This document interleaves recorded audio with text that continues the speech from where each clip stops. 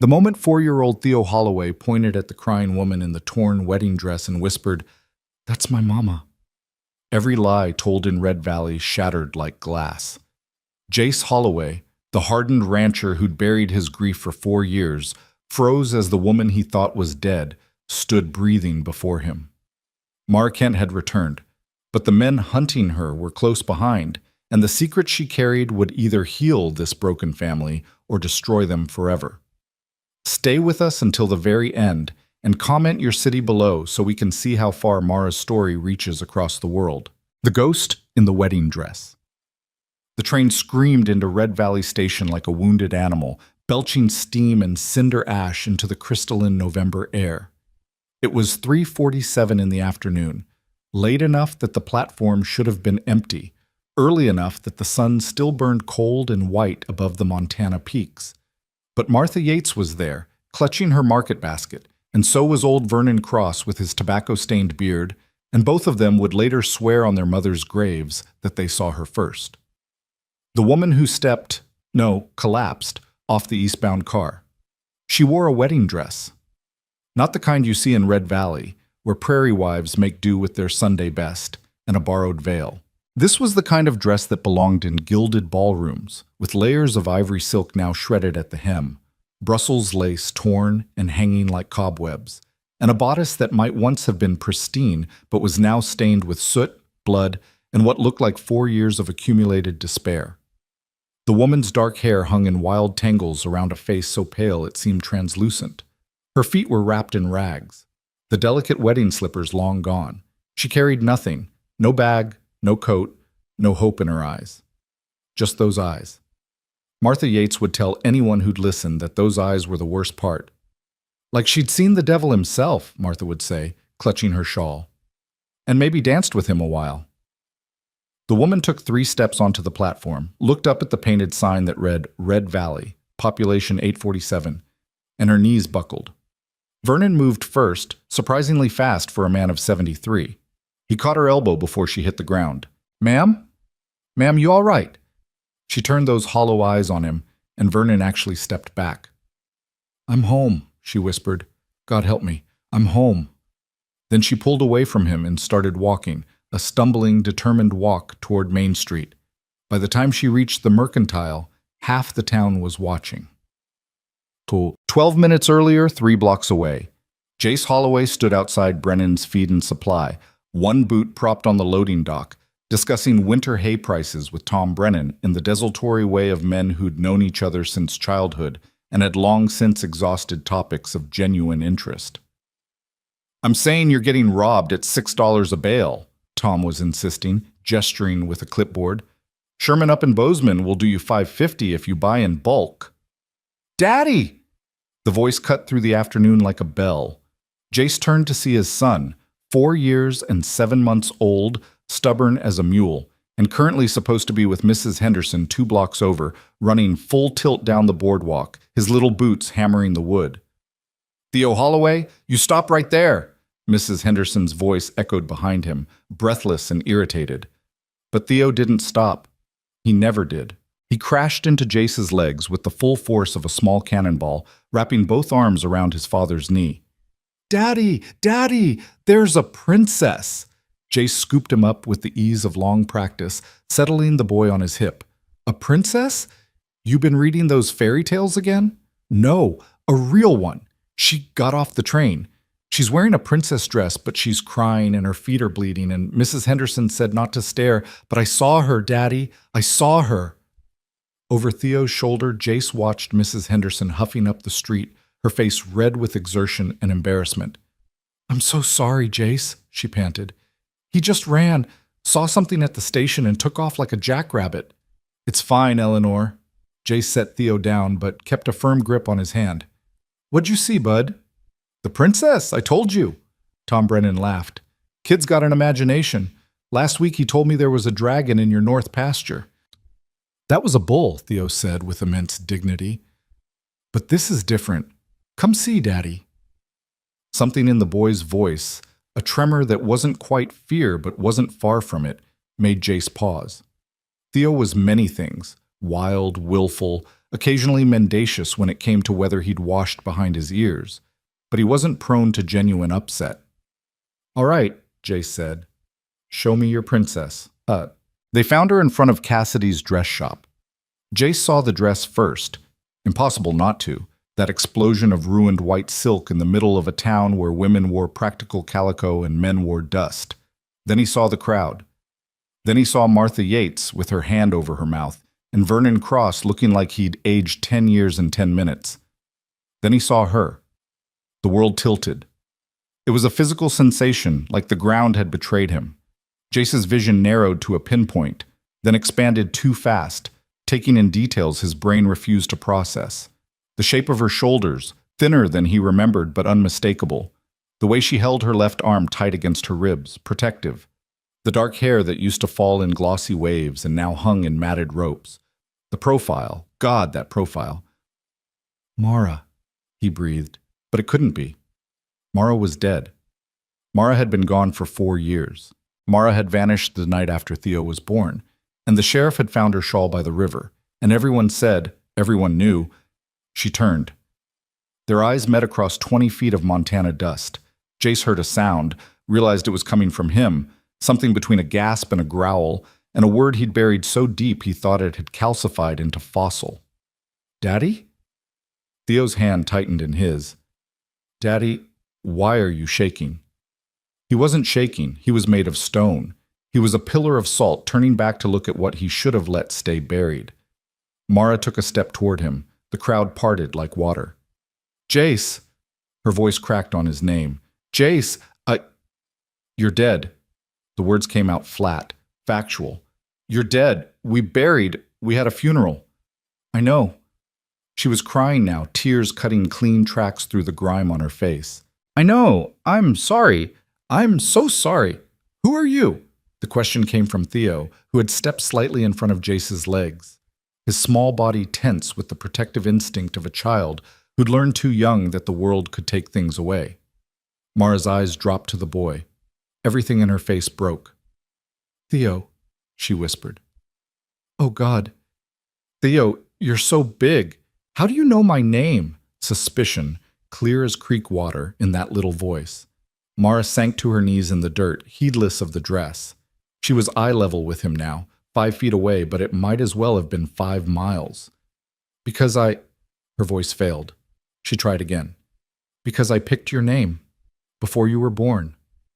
I held you for 7 hours, and then they took me." "Enough!" Jace's voice cut like an axe through winter wood. He stepped between them, putting his body between Mara and his son. Their son. Jesus Christ. "Enough! Jace, please, I can explain." "Explain." He laughed, and it sounded like breaking glass. "You want to explain? 4 years. 4 years, Mara. We thought you drowned. We thought—" He stopped, aware of the crowd, aware of Theo's small hand fisted in his shirt. "Not here." "Then where?" She was still on her knees, looking up at him with those haunted eyes. "Where can I explain that I was taken, that I was locked away, that I fought every single day to get back to you, to him? Taken." The word was acid. "Taken by who? By what?" "You vanished, Mara. Your father said, 'My father lied.'" The words exploded out of her, loud enough that several people stepped back. "My father sold me like livestock. He dragged me out of our bed while you slept, put a gun to my head, and told me if I ever came back, he'd make sure you and Theo didn't live to see me do it." The silence that followed was absolute. Then Sheriff Pritchard, who'd been standing at the back of the crowd, because where else would he be when drama unfolded, cleared his throat. "Miss Kent. Mrs. Holloway, He cleared his throat again. "Ma'am, I think we better take this somewhere private." The sheriff's office 20 minutes later. The office smelled like old coffee and older regrets. Jace sat in the chair across from Pritchard's desk. Theo perched on his lap, while Mara stood by the window, still in that ruined dress, looking like every ghost story ever told in Red Valley had condensed into human form. Doc Harrison was there too, summoned by someone sensible. He'd tried to examine Mara, but she'd waved him off with a brittle laugh. "I'm not injured. Not anymore." "Ma'am, you're clearly—" I'm fine. She turned from the window, fixing them all with a gaze that had nothing fine about it. I'm home. That's what matters. Mara. Jace's voice was carefully controlled. Theo's head was tucked against his chest. The boy had gone quiet and watchful in the way children do when adults are barely holding it together. Start talking, real slow, and start with why I shouldn't believe you abandoned us. The sound she made wasn't quite a laugh. Because I didn't. Jace, that night, the night I disappeared, it was October 14th, 3 weeks after Theo was born. Do you remember? I remember every goddamn day since you left. I didn't leave. I woke up with a gun barrel pressed under my chin. My father, Silas Kent, and 2 men I'd never seen before. They gagged me, Jace, tied my hands, carried me out of our house while you slept 10 feet away. Jace's arms tightened around Theo. That's not... Your father was in Denver. He sent a telegram. After you disappeared, he sent a telegram saying what? That I'd run away? That I'd always been unstable? That poor Jace Holloway was better off without his mad wife? Her voice dripped venom. Let me guess. He offered to take Theo, said the boy would be better raised by proper family back east. The way Jace's face went white told her she'd hit target. How did you... Because that was the plan, Jace. She was shouting now, past caring, past fear. Take me away, make me disappear, then swoop in and take my son. Make it look like mercy, like charity. Sheriff Pritchard held up both hands. Miss Kent, it's Holloway, Mara Holloway. I don't care if there's paperwork saying otherwise. Mara, the sheriff tried again. These are serious accusations. Your father's a wealthy man, connected. If what you're saying is true, if? She whirled on him. You think I tore up a $2,000 wedding dress for fun? You think I walked barefoot across 3 states because I was bored? Doc Harrison spoke up quietly. What wedding dress, Mara? She looked down at herself, seeming to notice the dress for the first time, and her face twisted into something awful. The one I wore when Silas Kent forced me to marry Dorian Crane.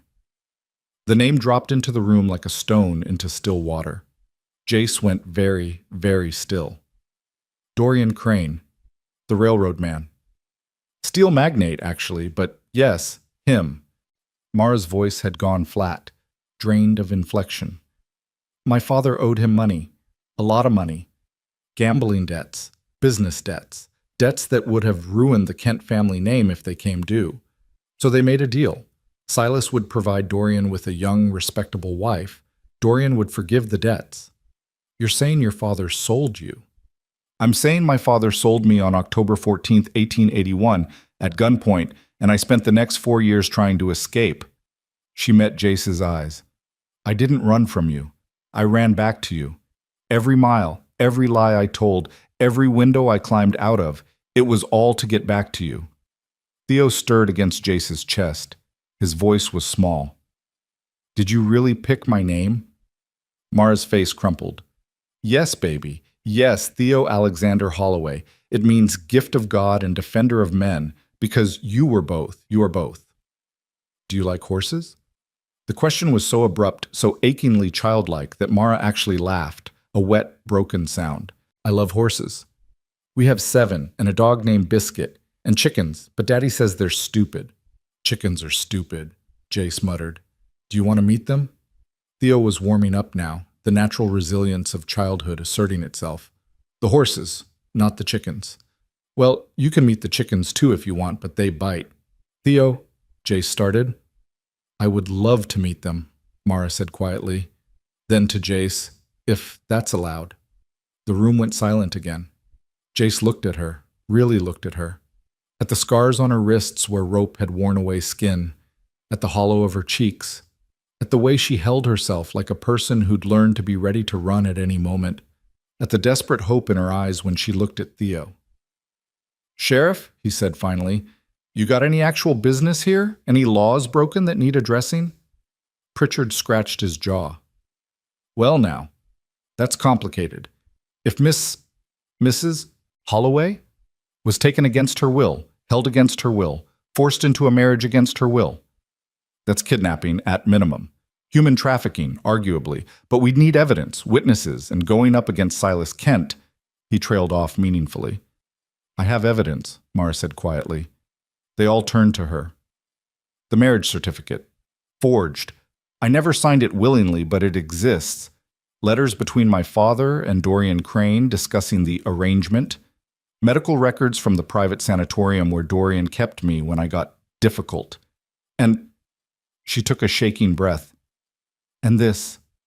She reached into the torn bodice of the dress and pulled out a small bundle wrapped in oilcloth.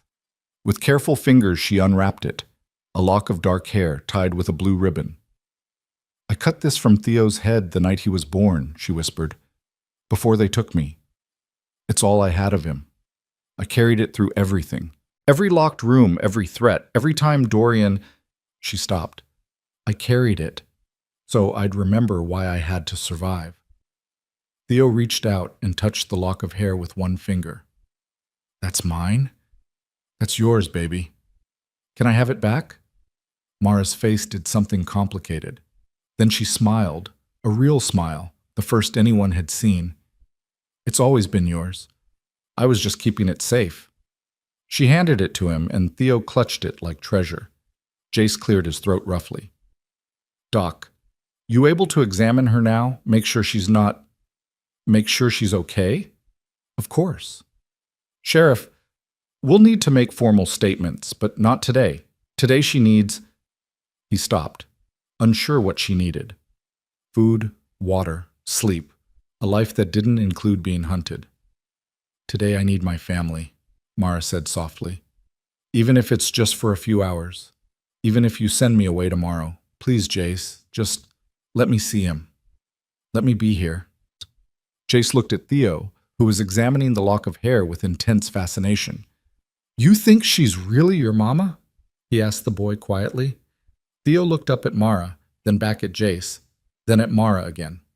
She knows my name, he said seriously, and she likes horses, and she has my hair. He paused. And she has the same eyes as me. Daddy, look, we have the same eyes. And they did. That particular shade of deep gray blue, like storm clouds over the mountains. Jace felt something in his chest crack, just a little crack, but enough to let in the smallest sliver of light. 1 week, he heard himself say. Mara's breath caught. What? 1 week, you come back to the ranch. You sleep in the guest room. You spend time with Theo, supervised. And at the end of that week, he met her eyes. At the end of that week, we decide what happens next. If you run again, I won't. If you run, he continued grimly, I'm done. He's done. You'll be dead to us for real this time. Understood? Understood. She was crying again, but different now. These were tears of relief. Thank you, Jace, thank you. Don't thank me. He stood, settling Theo more firmly on his hip. And don't think this means I forgive you. I don't. I can't. Not yet. Maybe not ever. But that boy... His voice roughened. That boy deserves to know his mother, if that's really who you are. It is. I swear it is. He nodded once, sharp, then to the room at large. We're going home. Doc, can you... I'll come by tomorrow, Doc Harrison said gently. Make sure Mrs. Holloway gets proper medical attention. Thank you. At the door, Jace paused. You'll need clothes, real clothes. I kept your things, he said abruptly. Your trunk, from before. It's in the attic. Couldn't bring myself to burn it or give it away. He didn't look at her. Figured Theo might want it someday, to remember you by. Mara pressed a hand to her mouth. Come on, Jace said gruffly. Wagon's outside. It's an hour ride to the ranch. The ride home. The wagon rattled north out of Red Valley, following the dirt road that wound through winter-brown grassland toward the mountains. Jace drove. Theo sat between them, clutching his lock of hair and chattering about horses with the unstoppable enthusiasm of a 4-year-old who'd decided this strange woman was acceptable. Mara sat on the far side of the bench, her hands folded in her lap, the wedding dress already starting to stiffen with cold. It's beautiful, she said after a long silence. I forgot how beautiful it was. Jace didn't ask what she meant. He knew. The valley in autumn, dressed in gold and copper, the mountains rising like cathedral walls, the sky so blue it hurt. You remember the ranch? He asked. Every inch, every fence post, every window. She glanced at him. How much has changed? Doubled the herd, built a new barn last spring. Old one finally gave up in a windstorm. Added on a room to the house. He didn't say for Theo, but because I couldn't bear to raise him in the same room where I woke up and you were gone. Tell me about him, Mara said softly. Tell me everything. So he did. He told her about Theo's first word, horse, naturally. His first steps, taken while trying to chase the barn cat. The way he laughed like a steam whistle when you tossed him in the air. His absolute refusal to eat carrots, but his willingness to consume his body weight in biscuits. His fascination with thunder. His terror of spiders. The way he talked to the horses like they understood every word. And maybe they did. He's smart, Jace said. Too smart sometimes. Got your brain. And your stubbornness. Yeah, that too. Theo, wedged between them, had fallen asleep with his head on Mara's lap. She looked down at him with such naked love that Jace had to look away. I missed all of it, she whispered. His first word, his first steps, every single day. I know. I would have given anything. I know, Mara. They rode in silence for a while. What happens if they come after me? She asked finally. Dorian, my father. They won't just let me go. Then they'll have to go through me. Jace's voice was flat. And half this valley. Nobody messes with Red Valley folk. That's just how it is out here. You'd do that? After everything? He was quiet for a long time. You're Theo's mother, he said finally. That matters. Maybe that's all that matters right now. The ranch. The house came into view as the sun touched the western peaks. A sturdy two-story building with a wraparound porch, corrals to one side, barn to the other, and mountains beyond like a promise of forever. Mara made a sound, half sob, half laugh. You painted it! Seemed like time. The house had been bare wood when she left. Now it was white with green shutters. Theo picked the color. He has good taste. Jace pulled the wagon to a stop by the porch. Theo woke up with a start, looked around, and scrambled down with the fearlessness of youth. Come meet the horses, come on. Theo, it's nearly dark. Just for a minute, please, Jace sighed. 10 minutes, then inside for supper. They walked to the corral, where 7 horses stood in the gathering dusk. Theo climbed the fence like a monkey and started introducing them one by one. That's Copper. He's old but nice. And that's Betty. She's mine even though Daddy says I'm too young to ride alone. And that's... Mara wasn't listening. She was staring at a gray mare in the corner. Storm, she breathed. The mare lifted her head and then, incredibly, walked over to the fence. Mara reached out a shaking hand and Storm pressed her nose into her palm. You kept her. Couldn't sell her, Jace said gruffly. She wouldn't eat for 3 weeks after you left. Kept looking for you. Figured if I sold her, it'd be... He trailed off. Admitting I wasn't coming back? Something like that.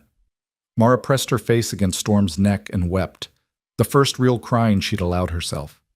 Storm stood still, patient, like she understood. Theo watched with wide eyes. Why is she crying, Daddy? Because she's home, bud. Inside, the house was exactly as Mara remembered, and completely different. The same furniture, the same stone fireplace, the same view from the kitchen window. But there were new things, too. Theo's drawings covering one wall, boots of 2 sizes by the door, a child's coat hung low enough for small hands to reach. A life built without her. Guest room's upstairs, Jace said, not meeting her eyes. First door on the left. I'll bring up your trunk. And something for supper. Jace? 1 week, Mara. That's what we agreed. Don't push it tonight. She nodded. Okay. Theo grabbed her hands. I'll show you. Come on. The room was small but clean, a bed, a dresser, a window looking out over the valley. Mara's old trunk sat at the foot of the bed. Daddy comes in here sometimes, Theo confided. When he thinks I'm sleeping, he just sits and looks at your stuff. Theo, Jace's voice from the doorway was warning. What? You do? Go wash up for supper. But Now. Theo sighed dramatically and ran out. Jace set a plate on the dresser. Bread, cheese, some kind of stew. Doc said you probably need to eat slow, don't want to make yourself sick. Thank you. He nodded, started to leave. Jace? He stopped but didn't turn around. I know you don't believe me yet. I know you can't. But I'm going to prove it to you. Every single day of this week, I'm going to show you that I came back because I love you. Both of you. More than anything. His shoulders tensed. Don't make promises you can't keep. I'm not. He left without another word. Mara sat on the bed, picked up the plate with trembling hands, and took a small bite of bread. It tasted like hope. It tasted like home. That night, Mara woke screaming. She was back in the sanatorium, back in the locked room, back with Dorian's hands around her throat and his voice in her ear telling her she'd never escape, never leave, never. Mara? Arms around her, strong, familiar arms. She fought them, panicked, still half in the nightmare. Mara, it's me. It's Jace. You're safe. You're in Red Valley. You're safe. The words penetrated slowly. She stopped fighting, looked up. Jace knelt beside the bed, his hair wild from sleep, wearing just an undershirt and trousers, his hands on her shoulders. You're okay, he said again, quieter. You're okay. She was gasping like she'd run a mile. I'm sorry. I'm sorry. I didn't mean... Don't apologize for nightmares. Behind him, in the doorway, Theo stood clutching a stuffed rabbit and looking terrified. Is she okay? His voice was so small. She's okay, bud. Just a bad dream. I get bad dreams sometimes, Theo offered. Daddy says I should think about horses until I fall asleep again. Mara managed a watery laugh. That's good advice. Do you want my rabbit? He helps. The offer, made with such earnest generosity, broke something in her. I would love your rabbit, she whispered. Theo patted over and carefully placed the well-loved toy in her arms. His name is Mr. Flop, because his ears flop. Hello, Mr. Flop. Come on, Theo. Jay scooped up his son. Back to bed. But she'll be fine, I promise. After they left, Mara sat in the dark, clutching a toy rabbit that smelled like lavender and little boy, and cried again. But different this time. These were tears of gratitude, because for the first time in 4 years, when she woke up screaming, someone came. Someone cared. Someone said, you're safe. Outside the window, the mountain stood black against the stars, and somewhere in the house, Jace Holloway sat awake in his own room, wondering if he was making the biggest mistake of his life or the most right thing he'd ever done. Only time would tell. And Mara Kent Holloway had 1 week to prove which it was. Dawn came cold and clear, painting the valley in shades of rose gold that made everything look possible. Mara woke to the sound of roosters and the low murmur of voices downstairs. For one disoriented moment, she thought she was 21 again, newly married, waking up in the home she and Jace had built together. Then reality settled back in, heavier than the quilt covering her, sharper than the morning air seeping through the window frame. She was 25 now, 4 years had been stolen, and she had 6 days left to prove she deserved to stay. She dressed in clothes from her old trunk, a simple brown skirt and cream blouse that hung looser than they once had. Her hands shook as she buttoned the blouse. The fabric smelled like cedar and thyme, like a life she'd been forced to leave behind. When she finally worked up the courage to look in the small mirror above the dresser, a stranger stared back. Same gray-blue eyes, same dark hair, but everything else had been carved away by hardship until only the essential remained. Downstairs, she found Jace at the stove, flipping pancakes with the practiced efficiency of a man who'd been doing it alone for too long. Theo sat at the table, swinging his legs and conducting an elaborate conversation with Mr. Flop about the relative merits of syrup versus honey. Mr. Flop says syrup, Theo announced. But I think he's wrong. Mr. Flop's a rabbit, Jace said without turning around. What does he know about breakfast? He knows a lot. He's very smart. Mara stood in the doorway, suddenly uncertain. This was their routine, their rhythm, built over years she hadn't been part of. She was the intruder here, the ghost trying to reclaim a place among the living. Theo saw her first. You're awake. Did Mr. Flop help? He helped very much. She stepped into the kitchen, careful to keep her distance from Jace. Thank you for lending him to me. You can keep him if you have more bad dreams. Daddy says everybody gets bad dreams sometimes, and that's okay. Your daddy's right. Jace finally turned, spatula in hand. His eyes swept over her, quick, clinical, looking for signs of what she didn't know. Weakness? Deception? The woman she used to be?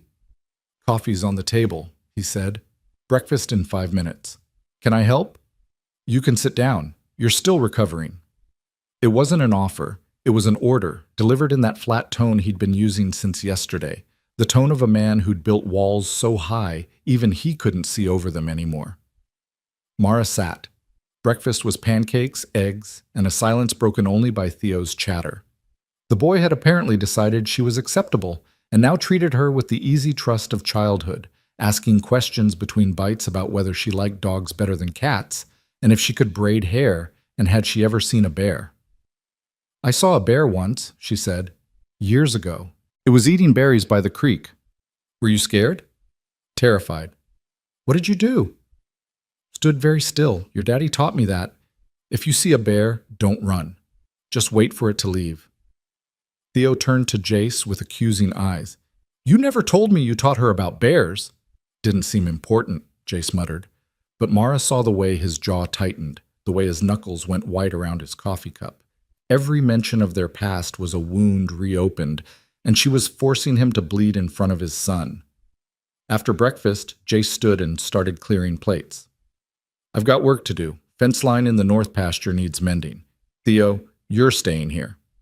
But I always help with fences. Not today. That's not fair. Life isn't fair. Jace's voice had an edge now. You're staying here with Mara. If she needs anything, if there's any trouble, you come get me. Understand? The implication hung in the air like smoke. I don't trust her alone. I don't trust her not to run. I don't trust her with you. Theo, oblivious to the undercurrent, just grinned. We're going to have so much fun. I can show her the chickens and the barn and show her whatever you want, but you stay where I can see the house. Clear? Clear. Jace finally looked at Mara. You need anything before I go? Just a chance, she said quietly. Something flickered in his eyes, pain maybe, or anger, or some combination the two had merged into after years of grief. You've got 6 more days. Use them well. Then he was gone, the door closing behind him with careful control, and Mara was left alone with a 4-year-old boy who was her son, but also a stranger, in a house that was her home, but also a museum of the life she'd lost. Theo hopped down from his chair. Come on, chickens first. The morning passed in a blur of small revelations. Theo showed her everything with the pride of ownership. The chicken coop where the hens pecked and muttered, the garden plot Jace had enclosed with wire fencing, the old oak tree where a rope swing hung motionless in the cold air. He talked continuously, an endless stream of observations and questions and stories, and Mara drank it in like someone dying of thirst. That's where I fell and split my lip, Theo said, pointing to the porch steps. Had to get 3 stitches. Daddy said I was braver than soldiers. I bet you were. That's where Biscuit sleeps when it rains. The barn, warm and dim and smelling of hay. And that's where we keep the kittens, but they're not babies anymore. Daddy says they're cats now, but I still call them kittens because they act like babies. 3 half-grown cats wound around her ankles, purring. Mara crouched down and let them investigate her hands, her skirt, her hair. They like you, Theo observed. Animals always know if people are good or bad. Daddy told me that. Your daddy tells you a lot of things. He's smart. He knows everything. Theo paused, his face scrunching in thought. Well, almost everything. He didn't know you were alive. The words landed like stones. No, Mara said carefully. He didn't. Nobody did. Were you hiding? In a way. From bad people? She looked at this small, serious boy, her son, God, her son, and decided he deserved as much truth as she could give him. Yes, from very bad people who didn't want me to leave, but I left anyway because I had to come back to you. Theo considered this with the gravity of a judge. That was brave. Thank you. Braver than soldiers. I don't know about that. I think it was. He slipped his hand into hers, small and warm and trusting. I'm glad you came back. Mara's throat closed. She squeezed his hand gently. Me too, sweetheart. Me too. They walked back to the house, hand in hand, while November wind rattled the bare branches overhead. In the north pasture, barely visible against the brown grass, Jace worked the fence line with mechanical precision. Mara watched him move, the familiar way he swung the hammer, the set of his shoulders, the occasional pause to wipe sweat despite the cold, and felt something crack apart inside her chest. She'd loved this man, still loved him, if she was honest. But love wasn't enough anymore. Love hadn't kept her safe. Love hadn't prevented her father from selling her like property. Love was just the foundation, and foundations could be built on or abandoned, and she didn't know which he'd choose. Inside, Theo demanded lunch. Mara found bread, cheese, and the remains of yesterday's stew. They ate at the kitchen table while Theo told her an elaborate story about a horse named Copper, who was secretly a wizard. It was nonsense, delightful nonsense, and Mara laughed for the first time in 4 years. Really laughed, until tears streamed down her face. You have a funny laugh, Theo announced. Like bells. Is that good or bad? Good. Daddy never laughs like that. The observation cut deeper than he knew. After lunch, Mara washed dishes while Theo drew pictures at the table. She'd just finished drying the last plate when she heard hoofbeats outside. Not Jace's steady rhythm, but something faster, more urgent. She moved to the window. A rider was coming up the lane at full gallop, trailing dust. Theo pressed against her side. That's Mr. Brennan. Something's wrong. The boy was right. Tom Brennan pulled his horse to a sliding stop and practically fell out of the saddle, already shouting, Jace, Jace, we've got trouble. In the north pasture, Jace was already running. Mara's blood went cold. She grabbed Theo's shoulder. Stay here. Lock the door after me. Don't open it unless it's me or your father, understand? But stay here. She ran outside. Jace and Tom were converging by the barn, both men's faces grim. What happened? Jace demanded. Sheriff just got a telegram from Denver. Some fancy lawyer claiming his client has legal claim to a woman matching Mara's description. Says she's mentally unfit, that she escaped lawful custody, that Tom stopped when he saw Mara. Ma'am, you better hear this too. I'm listening. Says she's dangerous to herself and others. Says her lawful husband has the right to retrieve her. And he's on his way here. Right now. The words hit like physical blows. Mara felt the ground tilt, felt 4 years of running collapse into this single moment. Dorian, she whispered. He found me. Jace's face had gone hard as granite. When? Telegram came through an hour ago. Sheriff thinks they might arrive as early as tomorrow. Could be a whole party of them. Lawyer, hired guns, maybe even a federal marshal if they've got the paperwork in order. Let them come. Jace's voice was flat, lethal. This is my land. She's under my protection. Jace, if they've got legal documents, I don't care if they've got a note from God himself. She's not going anywhere. Tom glanced at Mara. Ma'am, is it true? Are you married to this Crane fellow? Not willingly. They forced me, forged my signature on documents I never signed, locked me up when I fought back. Her voice shook but held. I'm not going back. I'll die first. Nobody's dying, Jace said sharply. Tom, ride back to town. Tell the sheriff what's happening. Tell him to round up anyone who's willing to stand witness. If these bastards want to take her, they'll have to do it in front of half the valley. That might not be enough if they've got federal law on their side. Then we'll make it enough. Go. Tom nodded once and wheeled his horse around, already spurring back toward town. Jace turned to Mara. His eyes were blazing. Inside. Now. We need to talk. In the kitchen, Theo sat exactly where she'd left him, clutching Mr. Flop. What's happening? Grown-up things, bud. Jace's voice gentled fractionally. Why don't you go upstairs and play? We'll call you when... No. Theo's small voice was fierce. She's my mama. If bad people are coming, I want to know. Jace opened his mouth, closed it, looked at Mara. Tell him, she said quietly. He deserves to know. So Jace did. in simple terms a child could grasp. Bad men were coming to try to take Mara away. They claimed they had the right, but Jace was going to stop them. Theo listened with wide eyes. When Jace finished, the boy stood up very straight. They can't have her. She just got here. I know, bud. We won't let them, right? Right. Promise? Jace looked at his son, then at Mara, and she saw the war happening behind his eyes, between caution and commitment, between protecting his heart and protecting his family. I promise, he said finally. Theo nodded, satisfied, and went back to his drawing. Jace gestured for Mara to follow him into the front room, out of earshot. When they were alone, he turned on her. I need the truth. All of it. Right now. What kind of men are we dealing with? Dorian Crane is... She stopped, started again. He's rich, connected.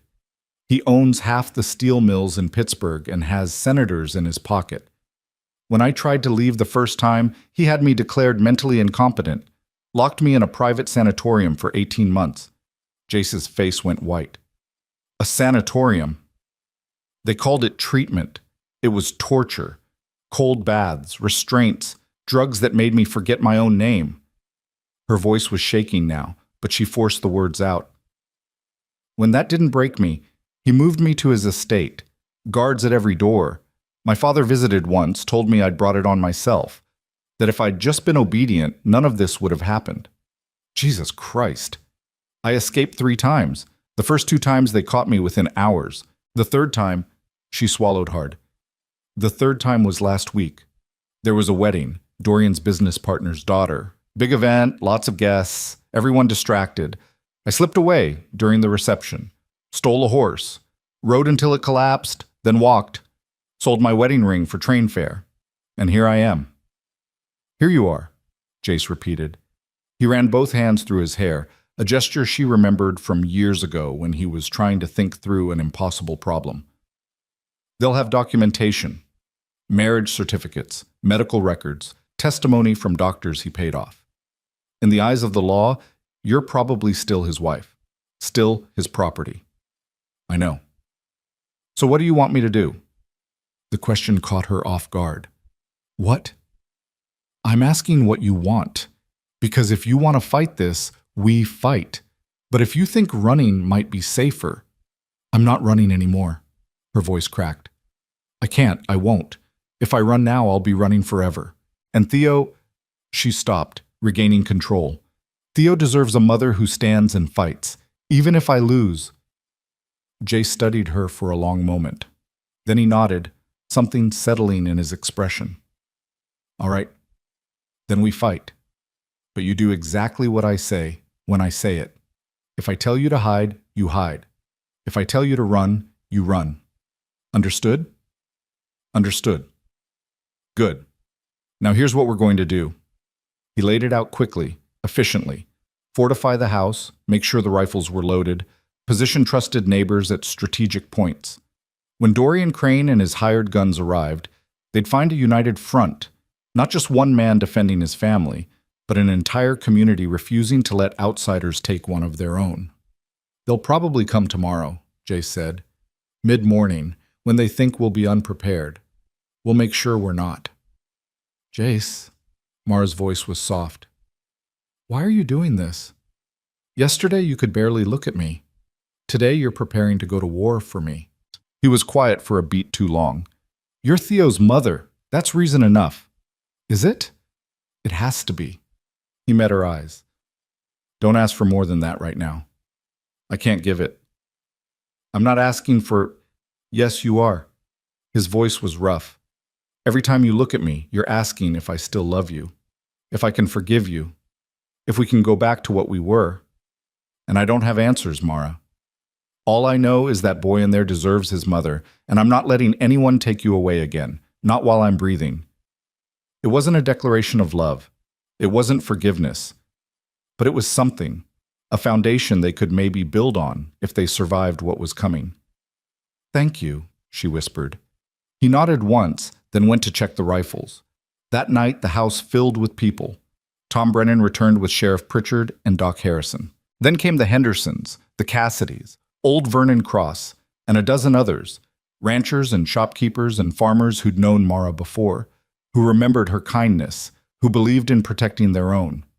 They crowded into the kitchen and front room, drinking coffee, speaking in low voices, organizing watches and signals. Martha Yates had brought her husband's old buffalo rifle. "Any man tries to take you, honey, he's got to go through me first." "I appreciate that, Martha. You're one of us, always were. Don't matter what papers some city lawyer waves around." Eleanor Henderson squeezed Mara's hand.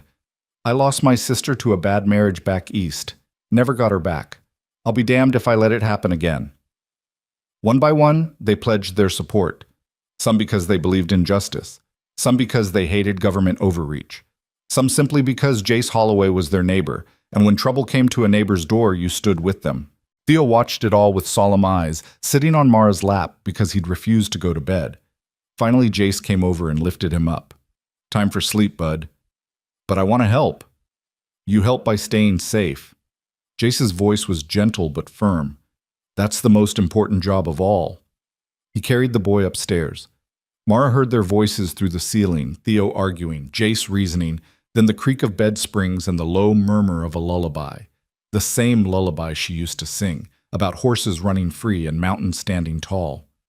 When Jace came back down, his eyes found hers across the crowded room. "He's out," he said. "Finally." "You're good with him." "Had to be. Didn't have much choice." The words stung, as he'd probably intended them to. But Mara didn't flinch. By midnight, everyone had left except Tom and Sheriff Pritchard, who'd volunteered to take first watch. Jace walked Mara upstairs carrying a rifle. "You know how to use this?"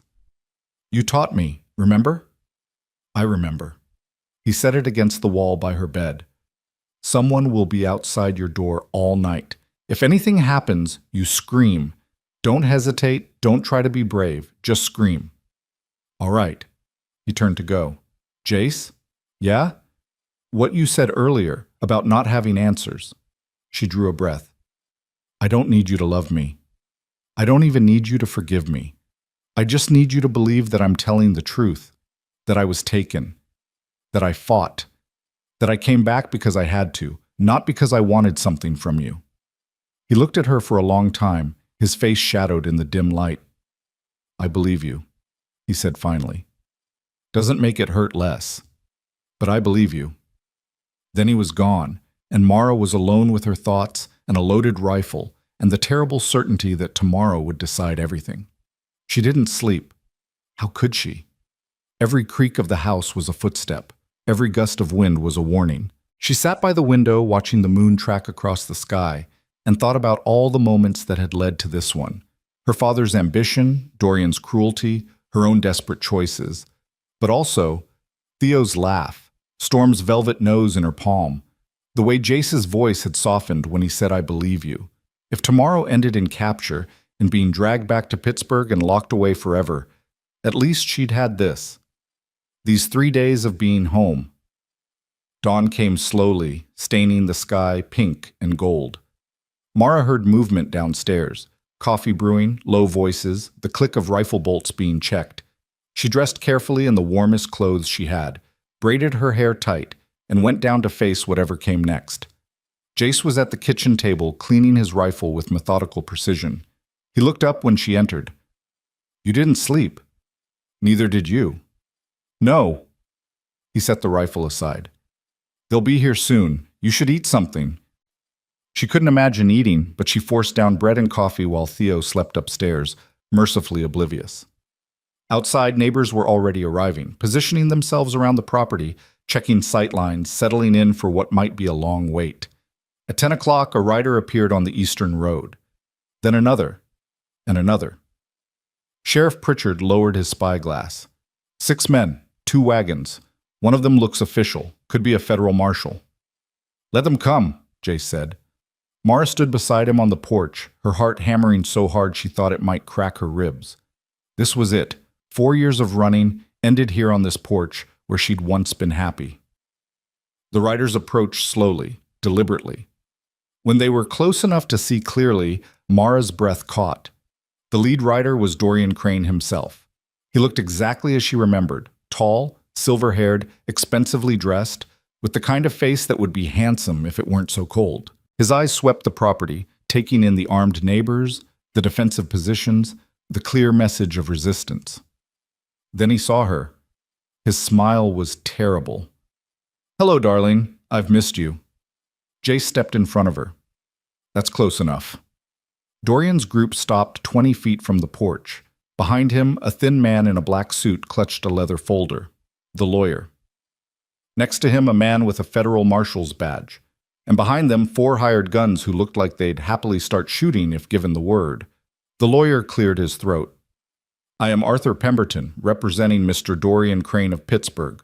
We're here to retrieve Mrs. Mara Crane, who is currently—" "Her name is Holloway," Jace interrupted, "and she's not going anywhere."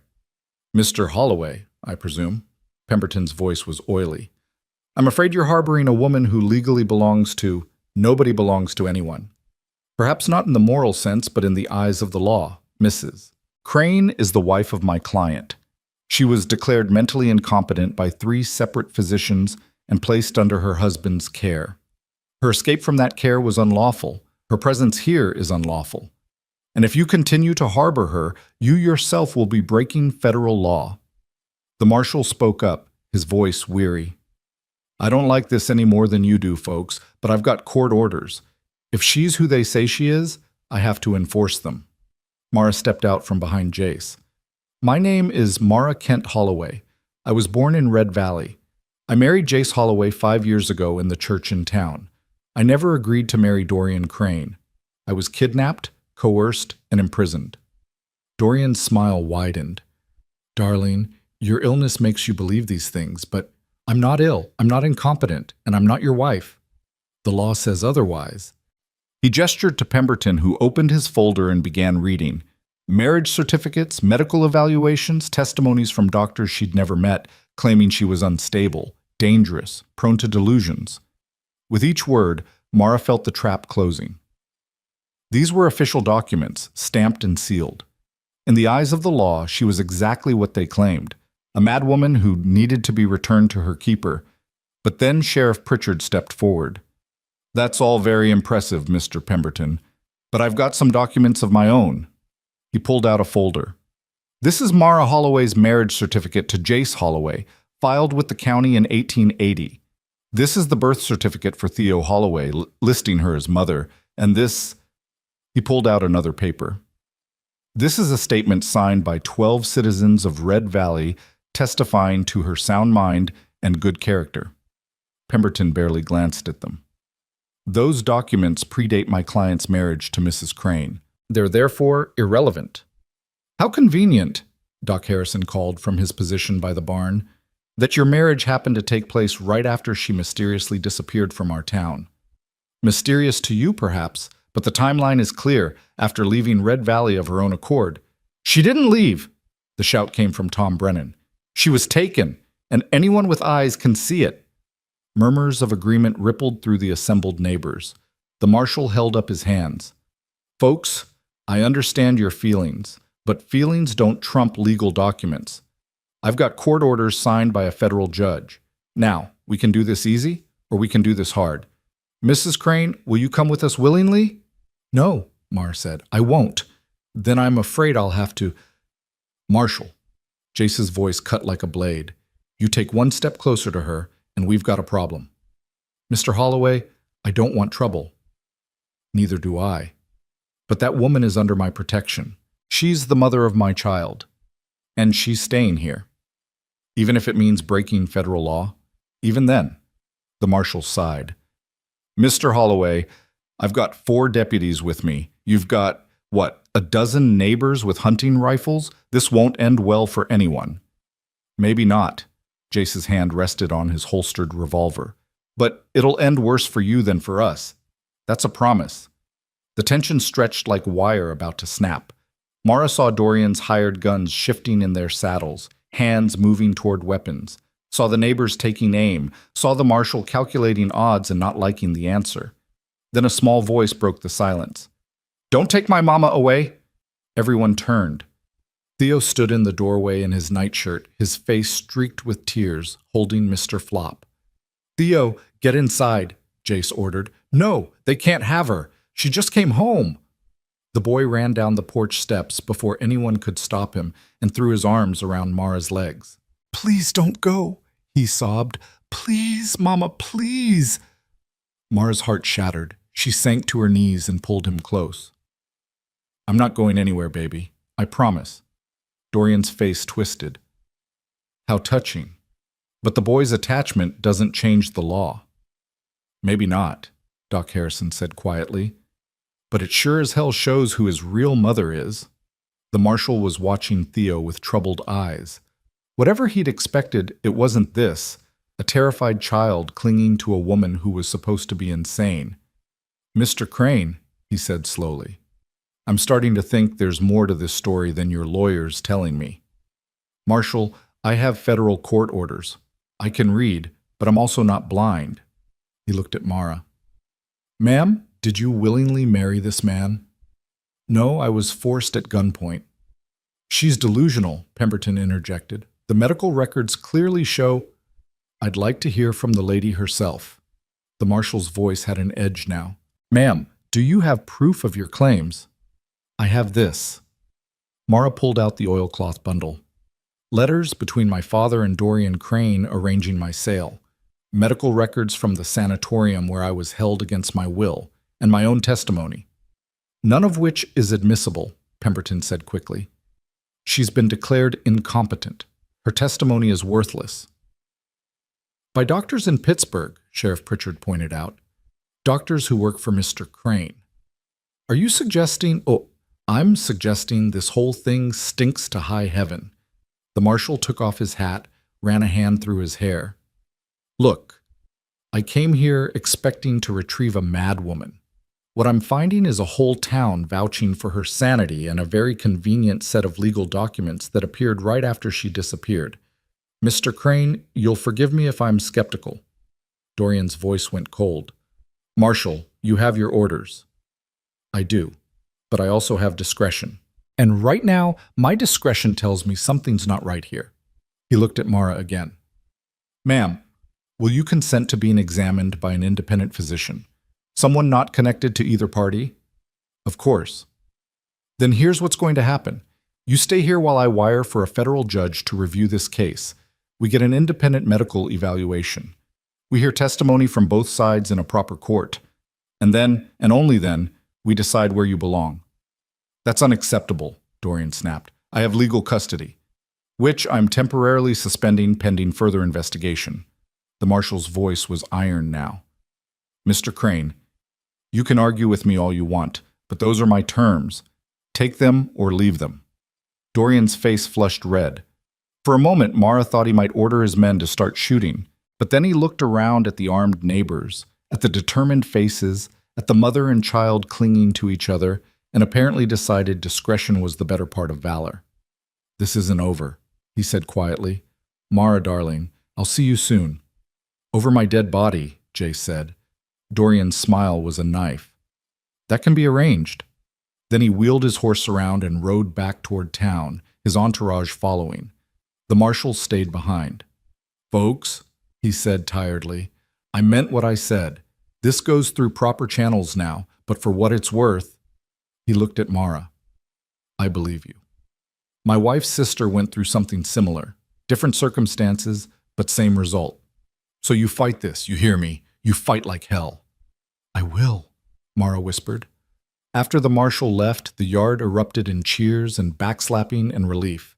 But Mara just held Theo and shook, because she knew, they all knew, this was just the beginning. The real battle was still to come. The fever came 3 days later, creeping into Red Valley like a thief in the night. Doc Harrison had warned them it was making its rounds through the mining camps up north. Some kind of influenza, vicious and fast-moving, hitting children and the elderly hardest. By the time it reached town, half the families were already keeping their doors locked and their windows shut, burning sage and praying it would pass them by. It didn't. Jace had spent those 3 days riding between the ranch and town, meeting with lawyers, filing counter-petitions, building a legal defense that felt more like constructing a dam with twigs, while a flood rushed toward them. The marshal had been true to his word. A federal judge was coming from Helena to review the case, expected within the week. But in the meantime, Dorian Crane hadn't left Red Valley.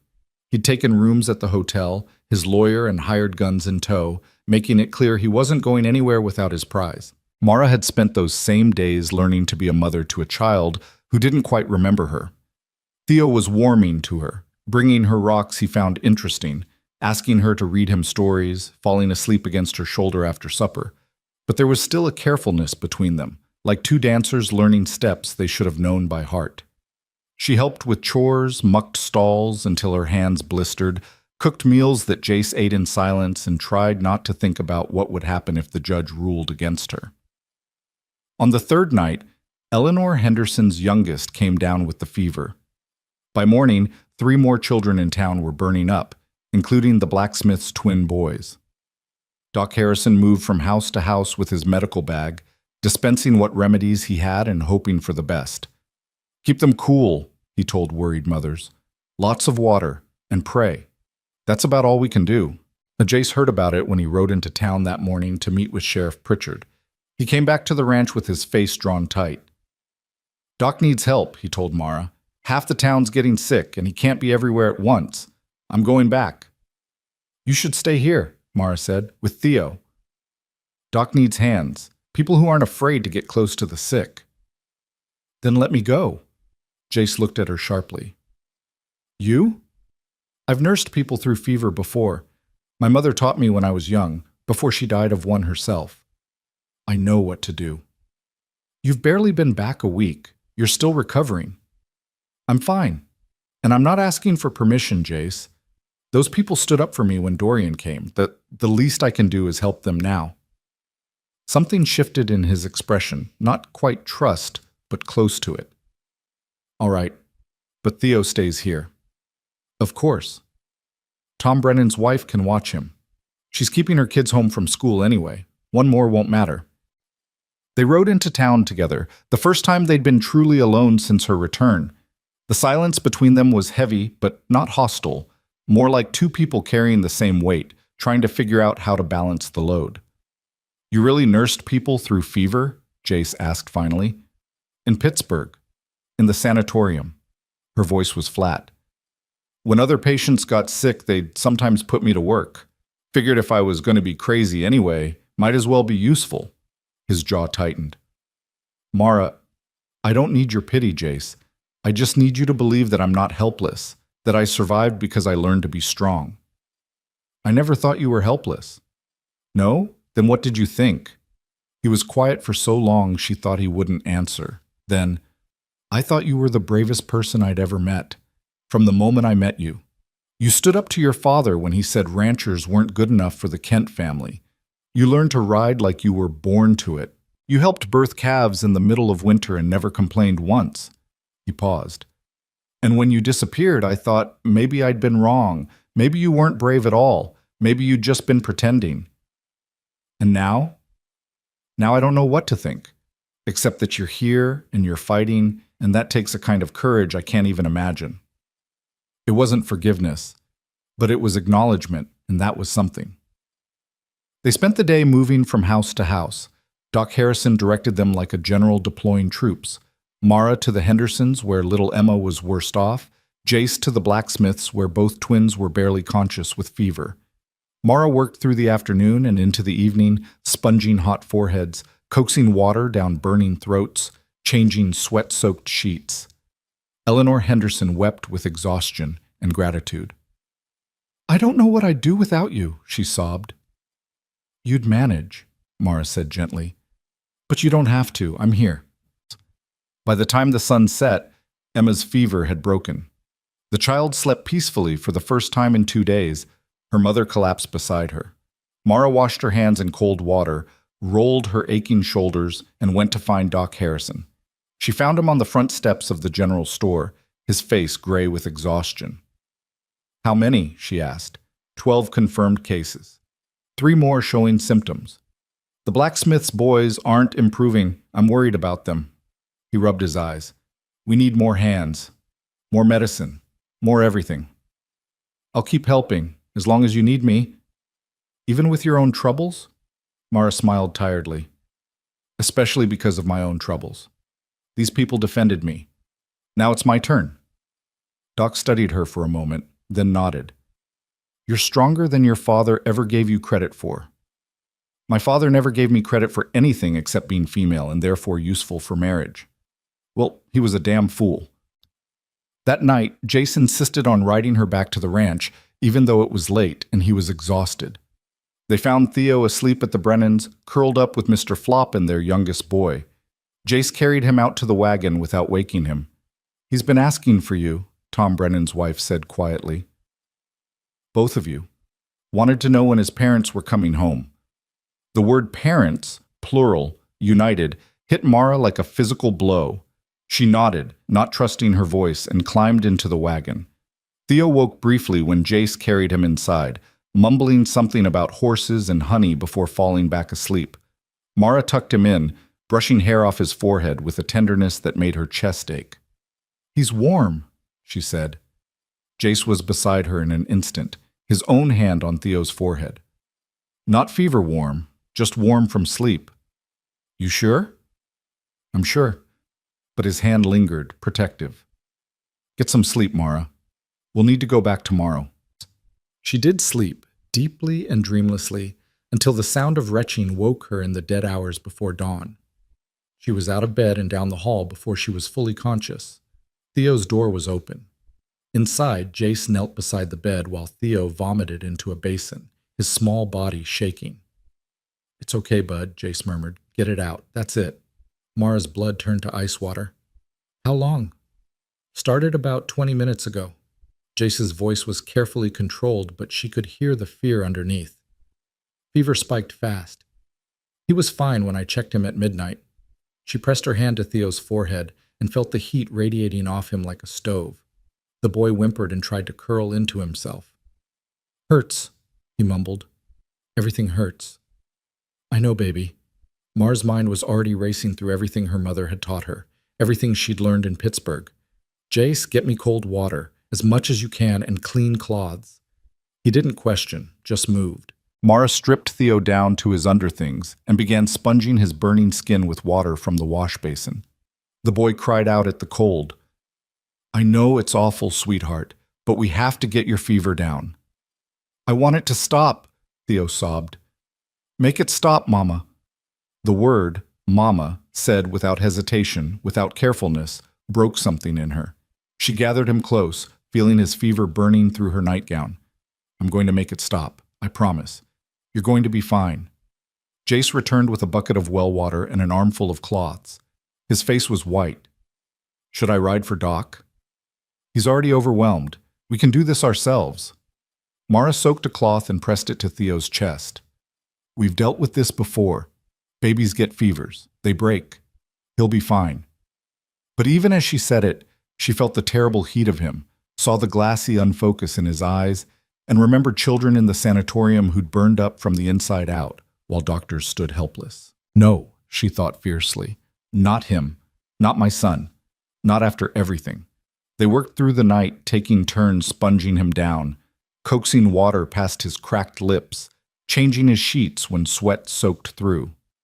Theo drifted in and out of consciousness, sometimes calling for his father, sometimes for his mother, sometimes for people who didn't exist.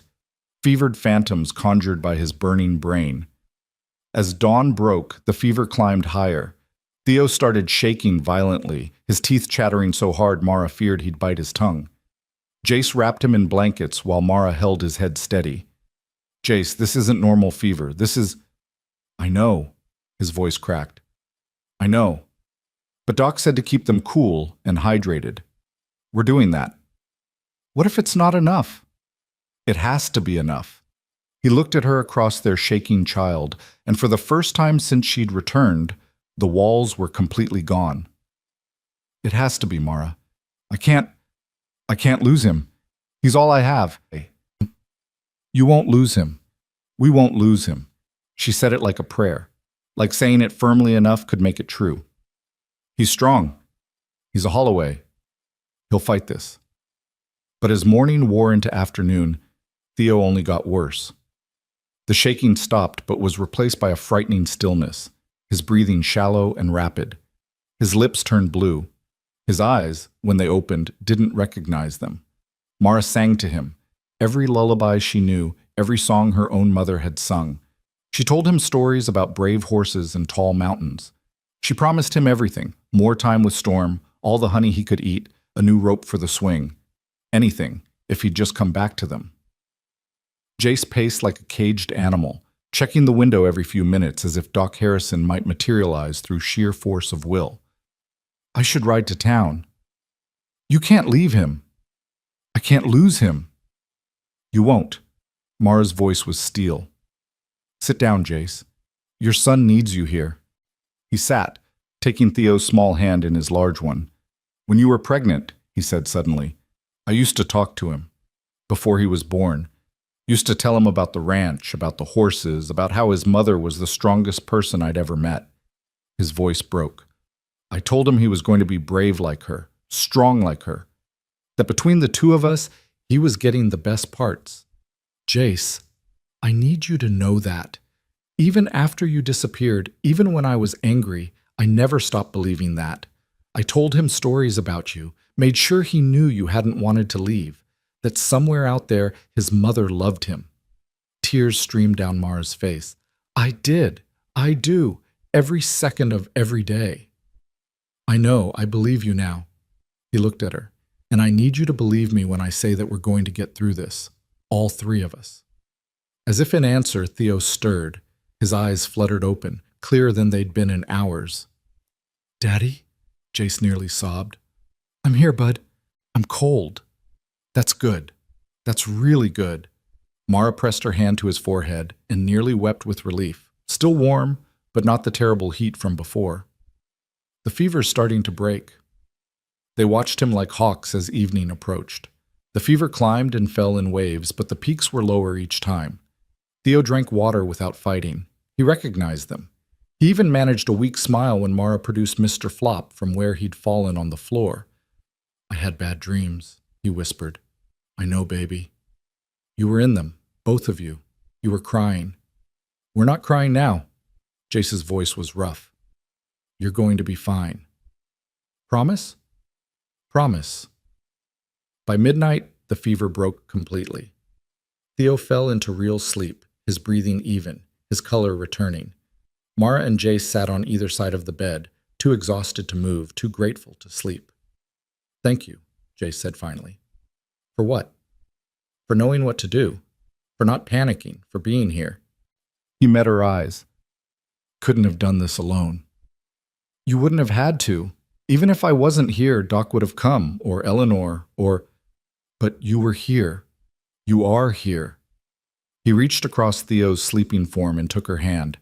Mara, I've been angry for so long, hurt for so long. I built walls because that was easier than feeling everything I'd lost. But tonight, his voice broke.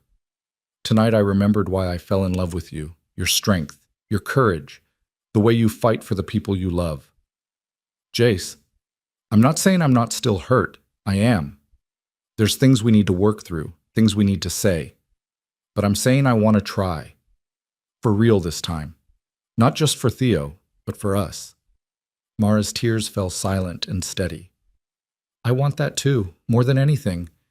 Then we fight. When that judge comes, when Dorian makes his play, when your father tries to drag you back, we fight together. Together, she echoed. They sat like that for a long time, hands clasped across their sleeping son, until exhaustion finally claimed them both. Mara woke slumped in the chair, her hand still in Jace's, gray light creeping through the window. Theo was sitting up in bed, looking confused but healthy. I'm hungry, he announced. Mara laughed, actually laughed, and Jace joined her, the sound rusty but real. Then let's get you fed, Jace said. They made their way downstairs, Jace carrying Theo wrapped in blankets. In the kitchen, Mara started a fire in the stove while Jace settled their son at the table. The simple domesticity of it, the three of them moving around each other, passing plates and pouring milk, felt like a revelation. This was what she'd fought for, this moment, this family. They were halfway through breakfast when hoofbeats sounded outside. All three of them tensed. Jace moved to the window, his hand automatically reaching for the rifle by the door. It's Tom, he said, and he's riding hard. Tom Brennan pulled up in a spray of gravel, practically falling off his horse. Jace met him on the porch. "What is it?" "The judge," Tom panted. "He's here. Arrived early this morning, and Dorian Crane's already got his lawyer in front of him. They're holding a hearing this afternoon at the town hall." He looked at Mara through the doorway. "Ma'am, you need to be there. This is it." Mara felt her stomach drop. "This afternoon? That's not enough time." "It's all the time we've got. Judge Cartwright's a federal circuit judge. He's got 6 other cases to hear in Helena. He's giving this one day, and Crane made sure he got to him first." Jace's face had gone hard. "Then we better not waste it. Mara, go get changed. Theo, you're staying with the Brennans." "But I want to go." "Absolutely not. This is grown-up business. That's not fair. She's my mama." "Which is exactly why you need to stay safe." Jace crouched down to his son's level. "You just got better. I need you to rest, build your strength back up. Can you do that for me?" Theo's face crumpled, but he nodded. "Okay. That's my brave boy." An hour later, Mara stood in the guest room, staring at herself in the mirror. She'd chosen her most respectable dress, navy blue with a modest collar, the kind of thing a rancher's wife would wear to church. She'd braided her hair in a crown around her head, pinned it tight. She looked like the girl Jace had married, before Pittsburgh, before Dorian, before everything had broken. She looked like someone worth fighting for. Downstairs, Jace was waiting in his best shirt and clean trousers. He looked her over once, nodded approval. "Ready?" "No, but let's go anyway." The ride to town was silent, each of them lost in their own thoughts. The valley stretched gold and brown around them, beautiful and indifferent to human drama. Mara tried to memorize it, the curve of the mountains, the distant cattle, the way the light hit the creek, in case this was her last time seeing it free. Red Valley's town hall was packed. It seemed like everyone in the county had turned out, cramming into benches and standing along the walls. Dorian Crane sat at the front with his lawyer and a stack of documents.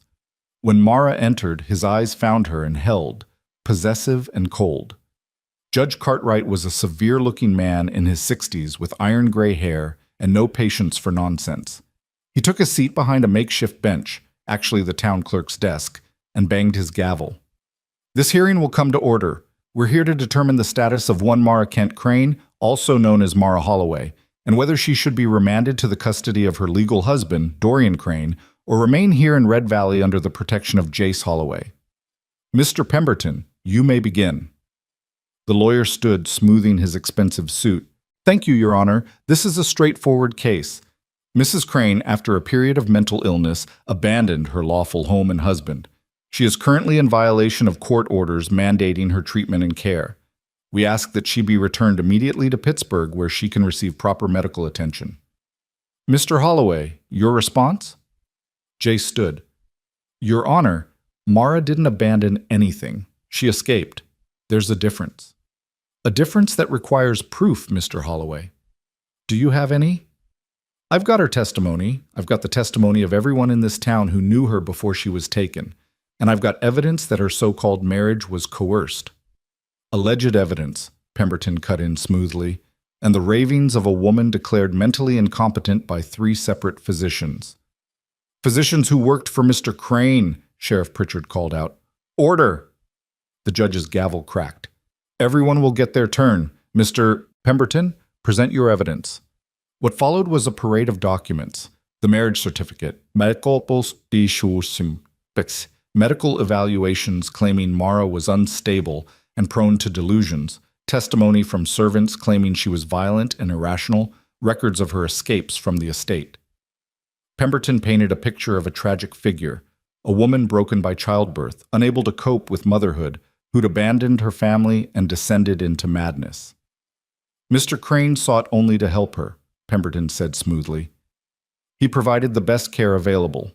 Private sanatoriums, the finest doctors, every comfort. And how was he repaid? She ran away, time and again, putting herself in danger." "That's a lie!"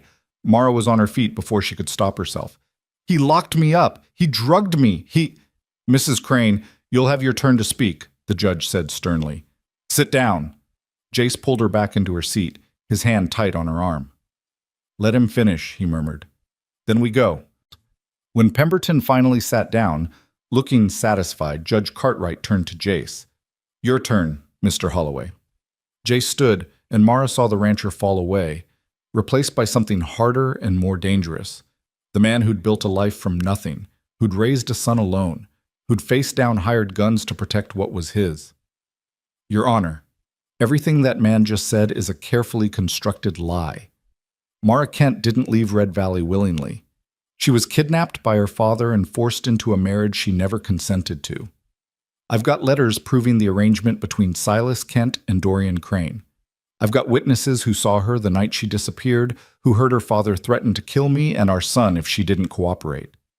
I've seen no such letters, Pemberton said, because they're being held by a bank in Denver. Mara hid them before her last escape, knowing she'd need proof. Jace pulled out a telegram. This is confirmation from the bank manager that the documents exist and are being sent here under federal seal. That's convenient, Dorian spoke for the first time, his voice smooth as oil. Documents that haven't arrived yet, from a woman with a demonstrated history of deception. I'm not a liar, Mara stood again, and this time Jace didn't pull her down. You held me prisoner for 4 years. You told everyone I was crazy, so nobody would believe me when I said you were hurting me. You forged my signature on documents I never saw. You kept me locked in rooms without windows, without hope. Your Honor, this outburst demonstrates exactly the kind of instability we're dealing with, Pemberton interjected. No. Judge Cartwright held up a hand. I want to hear this. Mrs. Crane or Mrs. Holloway, whichever you prefer, tell me your story. Start from the beginning. So she did. She told them about waking with a gun to her head, about being dragged from her home, about the forced marriage performed by a judge her father had paid off. She told them about the sanatorium, the drugs, the restraints, the doctors who told her she was sick and just needed to cooperate. She told them about escape attempts that ended in recapture and punishment. And she told them about finally succeeding, about stealing a horse and riding through the night, about selling her wedding ring for train fare and walking the last 50 miles because she had no other choice. By the time she finished, several women in the audience were crying. Even the judge looked troubled. That's quite a story, he said finally. It's the truth. The ravings of a disturbed mind, Pemberton countered.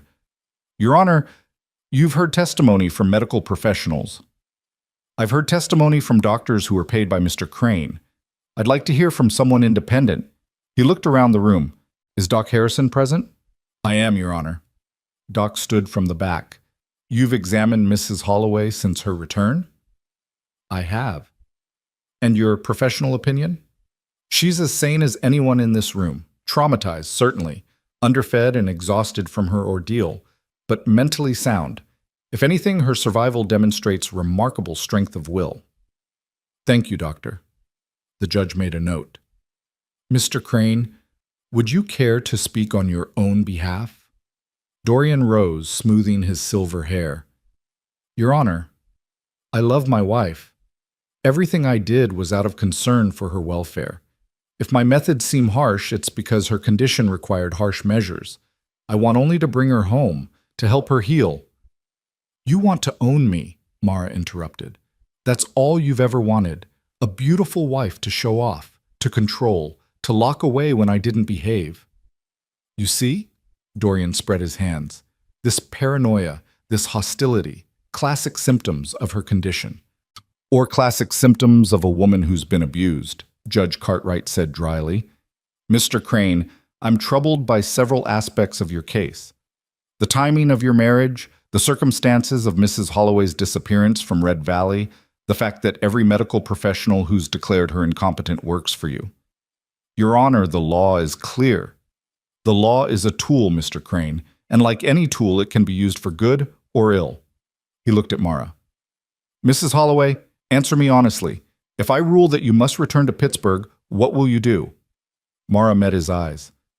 I'll run. I'll keep running until I die, because going back to him is death anyway, just slower and lonelier and more cruel. The room was silent. Then Theo's voice rang out from the back. Apparently the Brennans hadn't been able to keep him away after all. Don't send my mama away, please.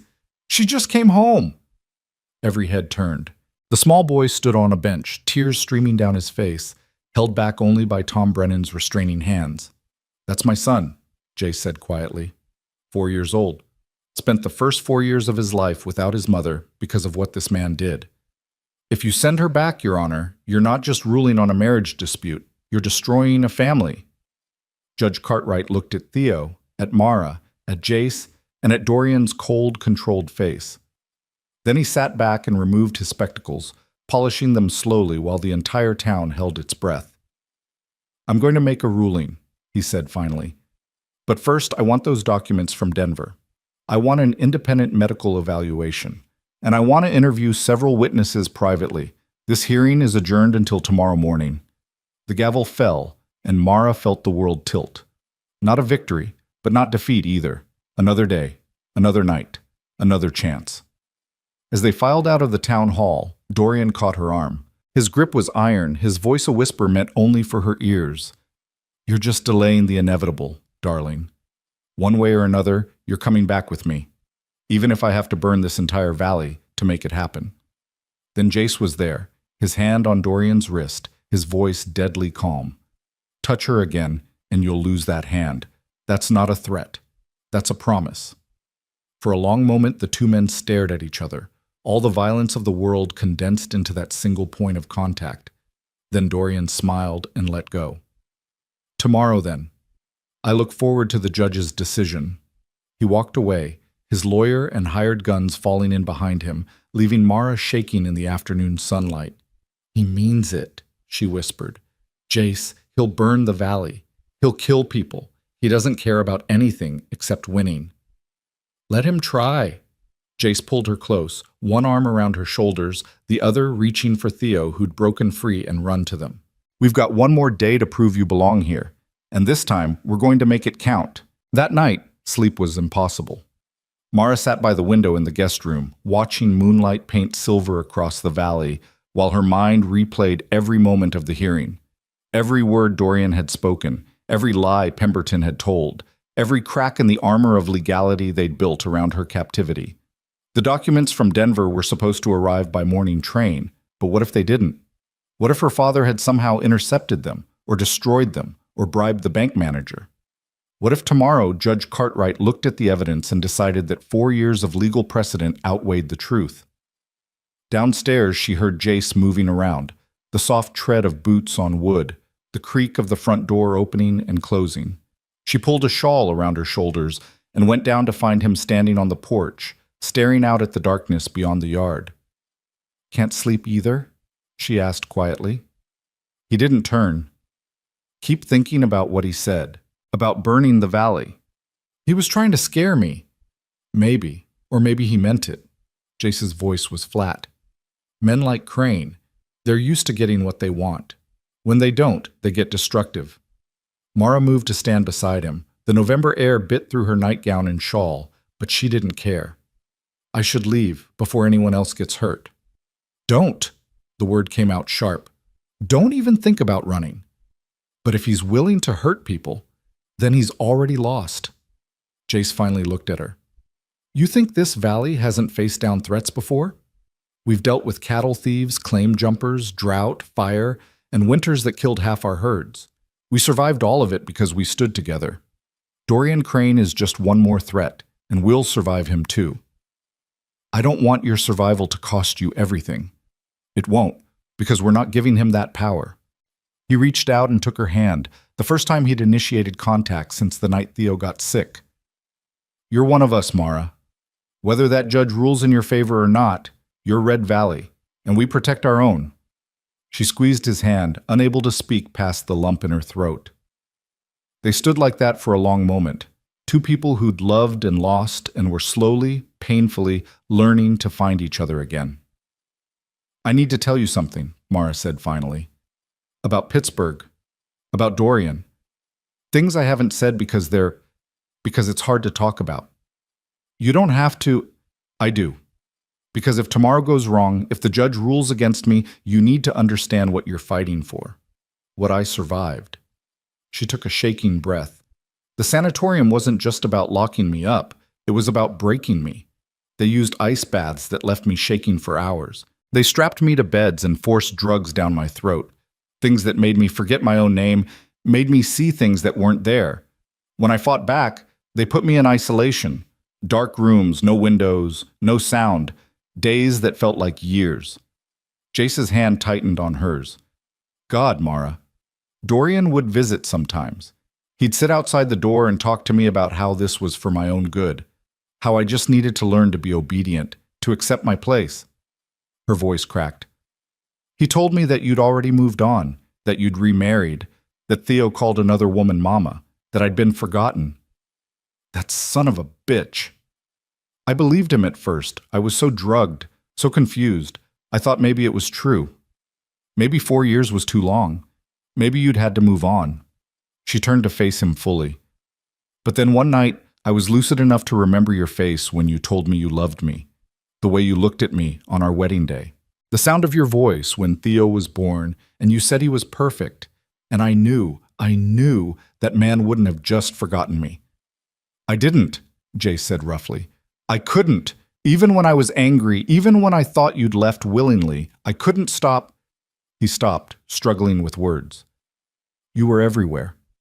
In the house, in the valley, in our son's face. I was furious with you for leaving and desperate to know you were okay. It was hell. I'm sorry. Don't apologize for being kidnapped. Don't you dare. He pulled her close, wrapping both arms around her. I'm the one who should apologize. For not finding you. For believing you were dead. For not looking harder. You had no way to know. I should have known anyway. Should have felt it somehow. That you were out there, suffering, fighting to get back. His voice broke. I should have come for you. Mara pulled back just enough to look at him. You're here now. That's what matters. They stood there in the moonlight, holding each other until the cold drove them inside. Jace built up the fire in the stove while Mara made coffee. Neither of them would drink. Somewhere upstairs, Theo slept peacefully, unaware that tomorrow would decide whether his family survived intact or shattered into pieces again. What do we do if we lose? Mara asked quietly. We don't lose. But if we do, we don't. Jace's voice was iron. I'm not letting them take you. I don't care what some judge says. I don't care if I have to become an outlaw. You're staying here.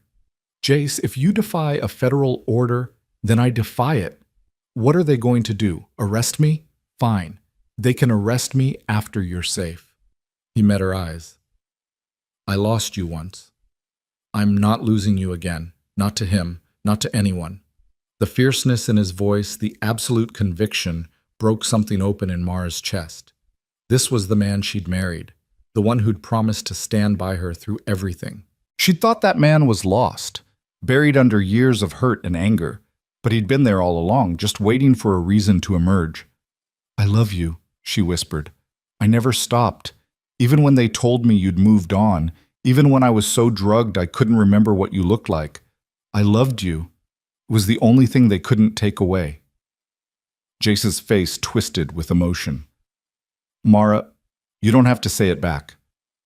I just need you to know. I do say it back. God help me, I do. He pulled her to him, and this time when he kissed her, it was desperate, fierce, 4 years of loss and longing condensed into a single moment. She kissed him back with everything she had, tasting salt, his tears or hers, she couldn't tell, and feeling like she'd finally come home in every sense that mattered. When they broke apart, both breathing hard, Jace rested his forehead against hers. Whatever happens tomorrow, he said, we face it together. No more running, no more hiding. Just us. Just us, she agreed. They stayed up until dawn broke gold across the eastern peaks, talking about everything and nothing, about Theo's first steps and Mara's escape attempts, and what they'd plant in the garden come spring, about the future they wanted to build if they got the chance, about how Theo would need a brother or sister eventually, and how Mara wanted to learn to rope cattle properly, and how Jace had been thinking about adding on another room to the house. They talked like people who'd been given a second chance and were determined not to waste it. When Theo woke, he found them at the kitchen table, hands clasped, watching the sunrise. He climbed into Mara's lap without hesitation. Is today the day? He asked seriously. Yes, sweetheart. Are you scared? A little. Don't be.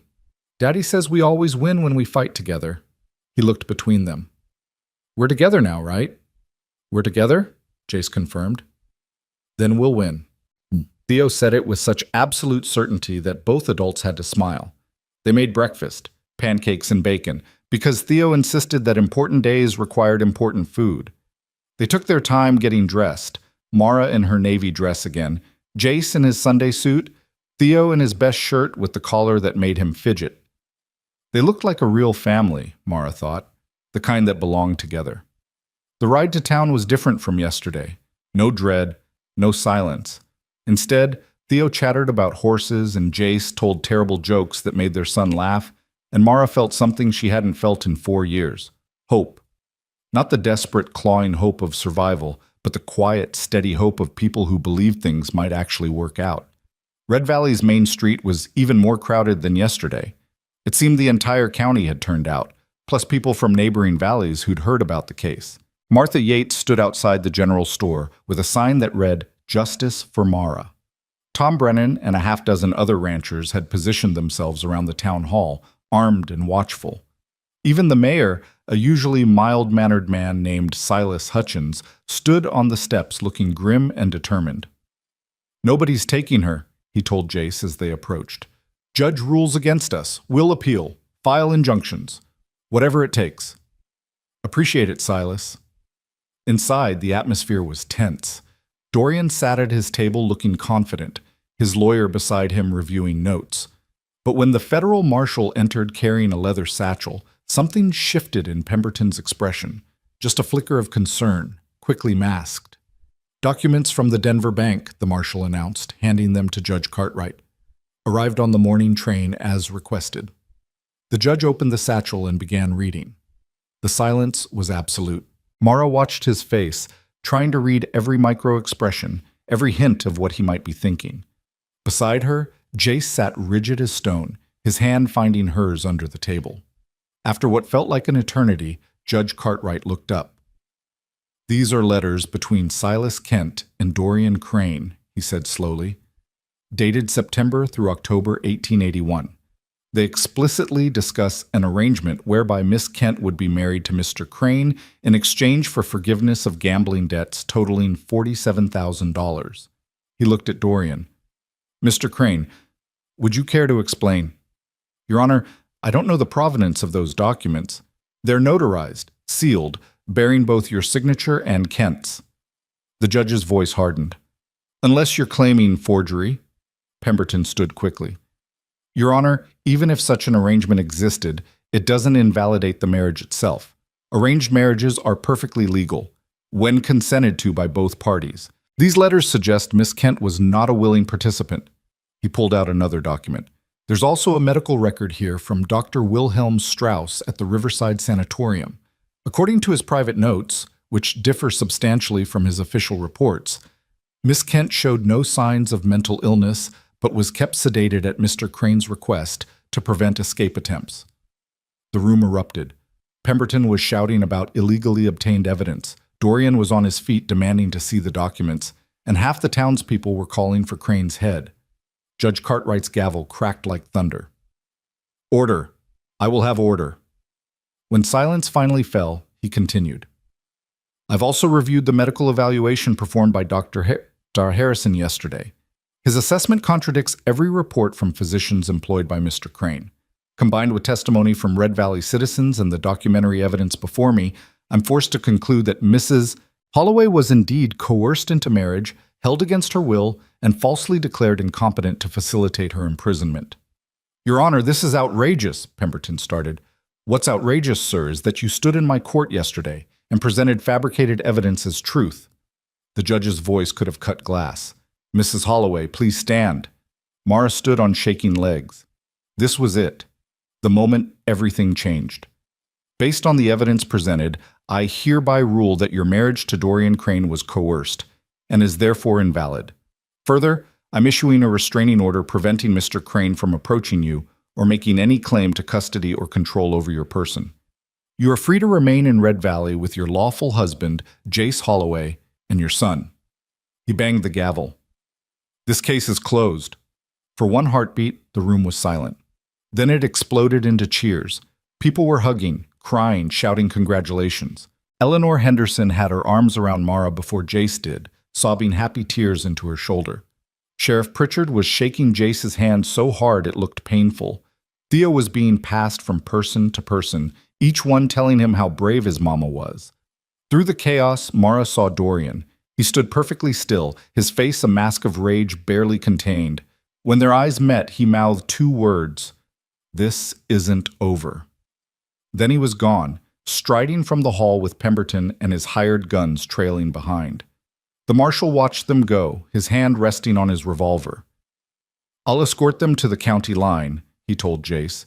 "Make sure they actually leave. But Mr. Holloway," he lowered his voice, "watch your back. Crane's not the type to accept defeat gracefully." "I know. We'll be careful." The celebration spilled out into the street. Someone produced a fiddle, someone else brought out whiskey, and before long it had turned into an impromptu party. Mara found herself at the center of it, accepting congratulations and well wishes from people who barely knew her but had fought for her anyway, because that's what neighbors did. Doc Harrison pulled her aside at one point. "You'll need to file for an official divorce from Crane, even though the marriage was declared invalid, just to make sure there's no legal loopholes he can exploit." "I will, thank you, Doc. For everything." "Don't thank me. Thank your husband. Man didn't sleep for 3 days straight, digging up evidence and calling in every favor he had." He smiled.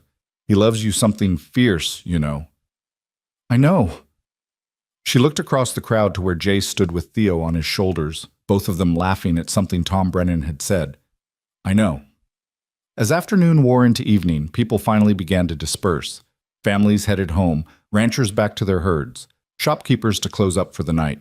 Jace found Mara sitting on the steps of the general store, watching the last of the sunset paint the mountains purple and gold.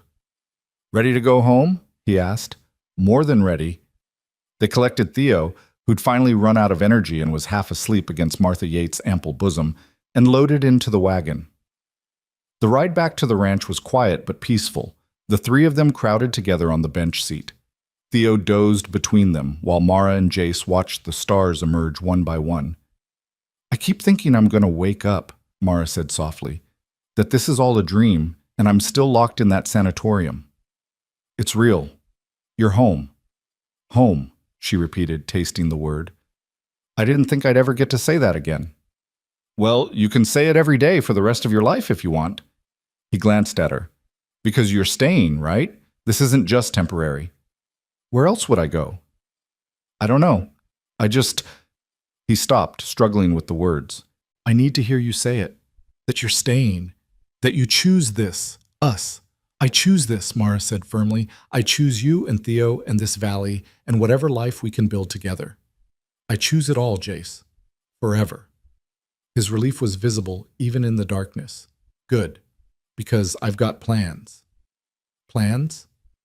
"For us, for the ranch, for the future." He grinned, the first real, unguarded grin she'd seen from him since her return. "Figure we've wasted enough time being apart. Time to make up for it." When they reached the ranch, Jace carried Theo straight up to bed while Mara lit lamps and stoked the fire. The house felt different now. Not like a museum of lost time, but like a home where people actually lived, where laughter echoed and love grew and families healed. Jace came back down and found her in the kitchen, staring at nothing. "You okay?" "I think so, just trying to process that it's really over." "It's over," he confirmed. "Crane's gone. The judge ruled in your favor. You're free." "Free," she whispered, then louder, testing it. "Free." Jace pulled her into his arms. "What do you want to do first with your freedom?" "This." She kissed him, soft and slow, a promise of all the tomorrows they'd almost lost. "Just this." They stood there in the warm kitchen, holding each other, while outside the November wind rattled the windows and the valley settled into darkness. Upstairs, Theo slept safe and sound. In town, their neighbors went about their evening routines. And somewhere on the road east, Dorian Crane rode toward whatever came next. But he was no longer their problem. That night, Mara slept in the master bedroom for the first time since her return. Jace had offered, hesitant and hopeful, and she'd accepted without hesitation. They lay in the big bed side by side, not touching yet, but aware of each other in every atom. "This feels strange," Mara admitted. "Good strange or bad strange?" "Good. Definitely good. Just new. We've been apart so long. We've got time to get used to it again." He rolled toward her. "Mara, I know we've been through hell. I know there's things we still need to talk about, wounds that need time to heal. But I want you to know I'm in this. All the way, for better or worse, like we promised 5 years ago." "For better or worse," she echoed. "I'm in it too." He kissed her forehead, gentle and reverent. "Get some sleep. We've got the rest of our lives starting tomorrow." But sleep was slow to come. Mara lay in the darkness, listening to Jace's breathing even out beside her, and thought about everything that had brought her to this moment. The kidnapping, the imprisonment, the escapes and recaptures, the final desperate run for freedom. And now this, lying safe in her own bed in her own house, with her own family sleeping under the same roof. She'd won. Against all odds, against the law itself, against a man with infinite resources and no conscience, she'd won. Just before she drifted off, she felt Jace's hand find hers in the darkness. Their fingers interlaced, and Mara fell asleep smiling. But in town, Dorian Crane was not sleeping. He sat in his hotel room, ignoring the marshal's order to leave by morning, and stared at the bottle of whiskey on the table. Everything he'd worked for, the perfect wife, the respectable marriage, the control he'd paid so dearly for, all of it was slipping away. He could accept that. He could walk away, return to Pittsburgh, find another woman to mold into what he wanted, or he could make sure that if he couldn't have her, nobody could. His hand moved to the telegram forms on the desk. He began to write, his penmanship precise and elegant even in his rage. By morning, men would be moving. Not hired guns this time, but professionals, the kind who didn't fail. Dorian Crane smiled into the darkness. The judge had ruled against him. The law had failed him. But the law was just one tool among many, and he had others. If Mara wanted to stay in Red Valley so badly, then Red Valley would become her tomb. He sealed the telegram and carried it downstairs to the night clerk, pressing coins into the man's palm. "Send this immediately. I don't care what time it is. Send it now." The clerk looked at the address, a private office in Denver, and nodded nervously. "Yes, sir. Right away, sir." Dorian returned to his room, poured himself 3 fingers of whiskey, and drank to revenge. Back at the ranch, Mara woke suddenly, heart pounding for no reason she could name. She sat up, looking around the moonlit bedroom. Everything was peaceful. Jace slept beside her, Theo down the hall, the house quiet and still. But something felt wrong. A prickle at the back of her neck, an instinct honed by 4 years of captivity and narrow escapes. She rose and moved to the window. The valley stretched dark and silver under the moon. Nothing moved. Nothing threatened. But Mara couldn't shake the feeling that somewhere out there in the darkness, something was coming. She stood at the window until her feet grew cold, then climbed back into bed and pressed close to Jace's warmth. He murmured something in his sleep and wrapped an arm around her. "It's just paranoia," she told herself. "You're safe. You won. It's over." But as she finally drifted back to sleep, a single thought lingered. Dorian Crane had never lost anything in his life. He wouldn't start now, and she was right. The storm was coming. It would arrive in 3 days, with fire and fury and the absolute conviction of a man who believed he owned everything he touched. But for tonight, for this one perfect night, Mara Holloway was home and safe and loved. And that would have to be enough. The fire started just after midnight on the 3rd night. Mara woke to the smell of smoke and the frantic barking of Biscuit down by the barn. For one confused moment she thought she was back in Pittsburgh, back in the sanatorium where they sometimes punish difficult patients by filling their rooms with acrid smoke. Then Jace was shaking her shoulder, his voice urgent. "Mara, get up. The barn's on fire." She was on her feet and running before she was fully conscious, pulling a robe over her nightgown as she followed Jace down the stairs. Through the kitchen window, she could see orange flames licking up the side of the barn, hungry and bright against the black sky. Theo stood at the bottom of the stairs in his nightshirt, eyes wide with terror. "The horses," he whimpered. "Mama, the horses are in there." Jace was already pulling on his boots. "Mara, take Theo and get to the Brennans right now." I'm not leaving you to fight this alone. This isn't a request. His voice cracked with urgency. Someone set this fire. It's not an accident. You need to get our son to safety while I deal with it. The words hit like cold water. Someone set this fire, Dorian. It had to be Dorian. Jace, if he's here, all the more reason to get Theo away. Please, Mara, I can't fight this if I'm worried about you. She wanted to argue, wanted to stay and help, but one look at Theo's terrified face made the decision for her. She scooped him up despite his size, grabbed the rifle from beside the door, and ran. The night was cold and clear, stars brilliant overhead, the smell of smoke already spreading on the wind. Behind her she heard Jace shouting, the panicked whinnying of horses, the ominous crackle of flames eating dry wood. She ran across the dark pasture toward the Brennan ranch, Theo bouncing against her hip, praying she wouldn't stumble in a gopher hole or trip over unseen rocks. She was halfway there when she heard the horse behind her. Mara spun, raising the rifle one-handed while keeping Theo on her hip. A rider emerged from the darkness, and for one heart-stopping moment she thought it was Dorian. Then the voice called out, "Mrs. Holloway, it's Marshal Davies." The federal marshal pulled his horse alongside her. "Get on. I'll take you to safety." "The barn's on fire. Jace is alone." "I know. I saw the flames and came as fast as I could. Let me get you and the boy somewhere safe, then I'll go back and help your husband." He reached down. "Come on, ma'am. No time to waste." Mara hesitated for only a second, then grabbed his hand and let him pull her and Theo up behind him. They galloped through the darkness, and within minutes the Brennan ranch appeared. Tom was already out front, rifle in hand, having seen the flames. "Take them inside," Davies ordered, practically lifting Theo down. "Keep them safe. I'm going back to help Holloway." "I'm coming with you," Tom said. "Me too," called Vernon Cross, emerging from the darkness with 3 other ranchers. "Saw the smoke from my place. Who did this?" "My money's on Crane," Davies said grimly. "He left town 3 days ago like I ordered, but that doesn't mean he didn't leave men behind. Come on." They rode off into the darkness, leaving Mara standing in the Brennan yard with Theo in her arms and her heart in her throat. Mrs. Brennan appeared in the doorway. "Come inside, honey. Nothing you can do out here but worry." But Mara couldn't move, couldn't look away from the orange glow on the horizon that marked her home burning. Theo buried his face in her shoulder. "Is Daddy going to be okay?" "Of course he is," Mara said with more confidence than she felt. "Your daddy's the strongest, bravest man in this valley. A little fire isn't going to stop him."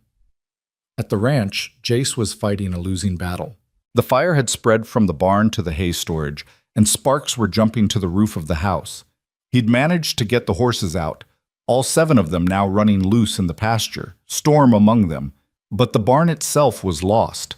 He turned his attention to the house, hauling bucket after bucket from the well, throwing water on the roof and sides, trying to create a wet barrier the flames couldn't cross. He was losing. Then Tom and the marshal and half a dozen ranchers thundered into the yard, and suddenly he had help. They formed a bucket line from the well to the house, passing water hand to hand, soaking everything they could reach. Someone rode to the creek and back with more water. Someone else started beating at small fires with wet blankets. Davies grabbed Jace's shoulder. "Where's Crane?" "I don't know. Haven't seen him." This was deliberate, professional. Whoever set this knew what they were doing. "I figured." Jace threw another bucket of water on the porch roof. "Question is, are they still here?" As if in answer, a shot rang out. Everyone dropped, water splashing everywhere.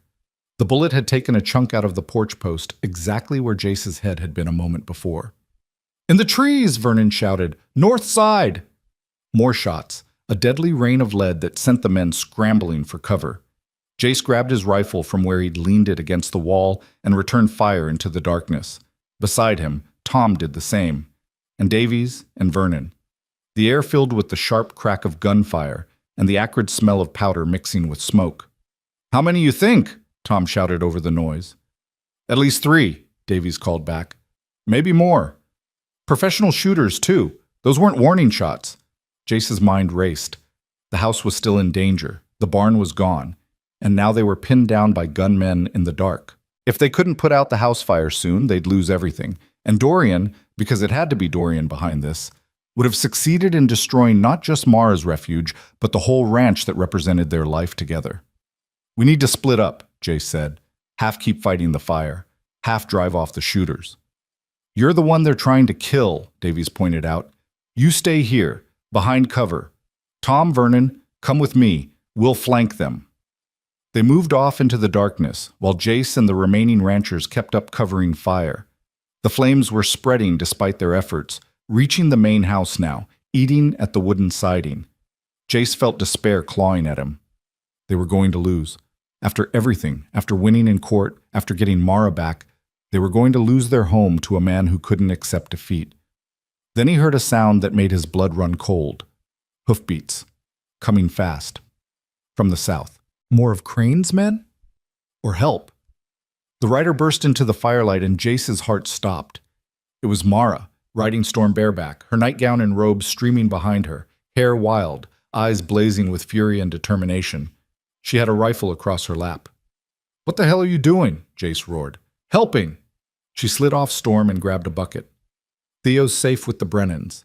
Mrs. Brennan's got a shotgun and knows how to use it. I'm not hiding while you lose everything." "Mara, there are shooters." "I know. I can hear them." She threw water on the house with vicious efficiency. "So let's put out this fire and deal with them." There was no time to argue. Jace just grabbed another bucket and worked beside her, marveling despite everything at this woman who'd survived 4 years of hell and come out the other side stronger than steel. In the trees, Davies and his group had found the shooters, 3 men with expensive rifles and cold eyes, clearly professionals who'd been paid well to kill Jace Holloway and destroy his ranch. But they hadn't counted on facing down angry ranchers who knew every inch of this land. Tom Brennan came at them from the left, while Vernon circled right, and Davies charged straight up the middle. The gunfight was brief and brutal. When it ended, 1 shooter was dead, 1 wounded and disarmed, and the 3rd had surrendered with his hands up. "Where's Crane?" Davies demanded, his gun pressed to the surrendering man's head. "Don't know. We were just hired to do a job." "By who?" "Lawyer named Pemberton. Paid us to burn the ranch and kill the rancher. Said it was a property dispute." The man spat blood. "Didn't say nothing about facing down half the valley." Davies zip-tied him and dragged him back toward the ranch, where the fire was finally, starting to come under control. The barn was lost, smoking ruins that would need to be completely rebuilt. But the house had been saved, its sides scorched and blackened, but intact. Jace stood in the middle of the yard, soot-covered and exhausted, with Mara beside him in the same condition. When he saw Davies dragging the prisoner, something dark and furious crossed his face. "This one of Crane's men?" "Hired gun. Says Pemberton paid him." Davies shoved the man to his knees. "Going to testify to that in court?" "I ain't testifying to nothing." "Your choice, but you just tried to kill a federal witness. That's a hanging offense, so you can testify against the men who hired you, or you can dance at the end of a rope. What's it going to be?" The man looked at Jace's cold face, at the burned barn, at Mara standing fierce and unbroken, and apparently decided his employers weren't worth dying for. "I'll talk." Dawn was breaking pink and gold over the mountains by the time Sheriff Pritchard arrived with a wagon to take the prisoners to town. Doc Harrison came too, summoned by someone, and treated the wounded shooter with professional detachment before declaring him fit for jail. The yard was full of neighbors now. Word had spread fast, and people kept arriving to help. Women brought food and coffee. Men started clearing debris from the barn. Children played with Theo, who'd been brought back once the danger passed, and was now showing everyone his burned stick collection. Mara stood on the porch of the scorched house, wrapped in a borrowed coat, watching the sun rise over the valley. She felt hollowed out, exhausted beyond measure, but also strangely alive. They'd survived. The house stood. Her family was intact. Jace found her there, pressing a cup of hot coffee into her hands. "You should be furious with me," Mara said quietly. "This is my fault. Dorian did this because of me." "Don't." His voice was firm. "This is Crane's fault, nobody else's. He's a monster who can't accept that he doesn't own you." He pulled her close. "And you riding back here on Storm like some avenging angel? That was the bravest damn thing I've ever seen. Or the stupidest. Maybe both." He kissed the top of her head. "But it's one of the reasons I love you." Sheriff Pritchard climbed the porch steps, looking grim. Jace, Mara, we need to talk. They followed him to the kitchen, where he spread out a map on the table. The prisoners are talking. Turns out Crane didn't leave the area like the marshal ordered. He's holed up in an old line shack about 15 miles north of here, waiting for news of the fire. He tapped the map. We're going to arrest him, today, before he can run or hire more killers. I'm coming, Jace said immediately. Figured you would. Tom and Vernon want in too, plus the marshal and his deputies. Going to be a whole party. He looked at Mara. Question is, what do we do with you? Keep me safe, she said. That's what Dorian's afraid of, that I'll be around to testify against him. So keep me alive and let the law handle the rest. You sure you don't want to come? Face him down? Mara thought about it. Part of her wanted to be there when they dragged Dorian Crane out in chains, wanted to see his face when he realized he'd finally, truly lost. But another part, the part that had survived by being smart, not reckless, knew her place was here. I'll face him in court, she said. Under oath. Where my words have power and his money can't save him. That's where I'll win. Pritchard nodded approvingly. Smart woman. All right, we'll leave a couple of men here to guard the ranch, just in case. Rest of us will ride out within the hour. After he left, Mara turned to Jace. Be careful. Please. Always am. He cupped her face in his hands. This ends today, one way or another. And then we get to start actually living our lives. I'd like that. He kissed her, deep and thorough, a promise of all the tomorrows they'd fought so hard to claim. Then he was gone, riding north with a posse of angry ranchers and determined lawmen, leaving Mara to wait and hope and pray. The line shack was a miserable place, barely more than 4 walls and a roof used by cowboys during winter range rides. Dorian Crane sat inside, drinking whiskey from a silver flask, while his lawyer Pemberton paced nervously by the window. They should have reported back hours ago, Pemberton said. Perhaps they're being thorough. Or perhaps they failed. The lawyer's voice was tight. This was a mistake, Dorian. Hiring killers, burning property. This goes beyond recovering your wife. This is attempted murder. She's not my wife anymore, remember? That idiot judge saw to that. Dorian took another drink. So now she's just a woman who embarrassed me, made me look weak, took something that belonged to me. She's a human being. She's mine. The words came out as a snarl. I paid for her. I owned her. And if I can't have her, then I'll make sure Holloway doesn't either. It's a matter of principle. Pemberton stared at him with dawning horror. You're insane. No, counselor. I'm just a man who understands that some things are worth more than money. Reputation, pride, the satisfaction of knowing your enemies suffer. He smiled. When I hear Holloway's ranch burned to the ground with him in it, I'll ride back to Pittsburgh and forget Mara Kent ever existed. But not before. The lawyer was opening his mouth to respond when the door crashed open and Davies stormed in, gun drawn, with Jace and a half-dozen others behind him. Dorian Crane, you're under arrest for attempted murder, arson, and conspiracy to commit murder. Dorian stood slowly, setting down his flask with deliberate care. On what evidence? Your hired guns. They're singing like canaries. Told us everything, how Pemberton hired them on your orders, how you planned the whole thing, how you've been hiding up here waiting for news. Davies smiled coldly. It's over, Crane. For a long moment, Dorian just stared. Then something in him snapped. He lunged for Jace with a roar of pure rage, his hands going for the rancher's throat. Jace sidestepped and drove his fist into Dorian's face with 4 years of fury behind it. The steel magnate went down hard, blood streaming from his broken nose. That's for taking my wife, Jace said. And this? He kicked Dorian in the ribs, not hard enough to break anything, but hard enough to hurt. That's for trying to kill me and destroy my home. Davies pulled him back before he could do more damage. Easy, Holloway. We need him alive to stand trial. They hauled Dorian to his feet and cuffed him while Pemberton stood frozen, watching his client and his career both go up in smoke. Davies turned to the lawyer. You're under arrest too. Accessory to attempted murder. I didn't know. I only hired them to... Pemberton's voice rose to a panicked squeak. I want immunity. I'll testify against Crane. I'll tell you everything. Shut up, you fool, Dorian snarled, but it was too late. The damage was done. By the time they rode back to Red Valley with both men in custody, Pemberton had confessed everything. The bribes, the forged documents, the payoffs to doctors, all of it. He'd turned on Dorian Crane with the speed of a rat, abandoning a sinking ship. At the ranch, Mara was helping clear debris when she heard the horses. She looked up to see the posse returning, Dorian and Pemberton tied to their saddles, Jace riding tall and unharmed at the front. Relief flooded through her so powerful she had to sit down. Theo ran to meet them. "Daddy, did you catch the bad men?" "We caught them, bud."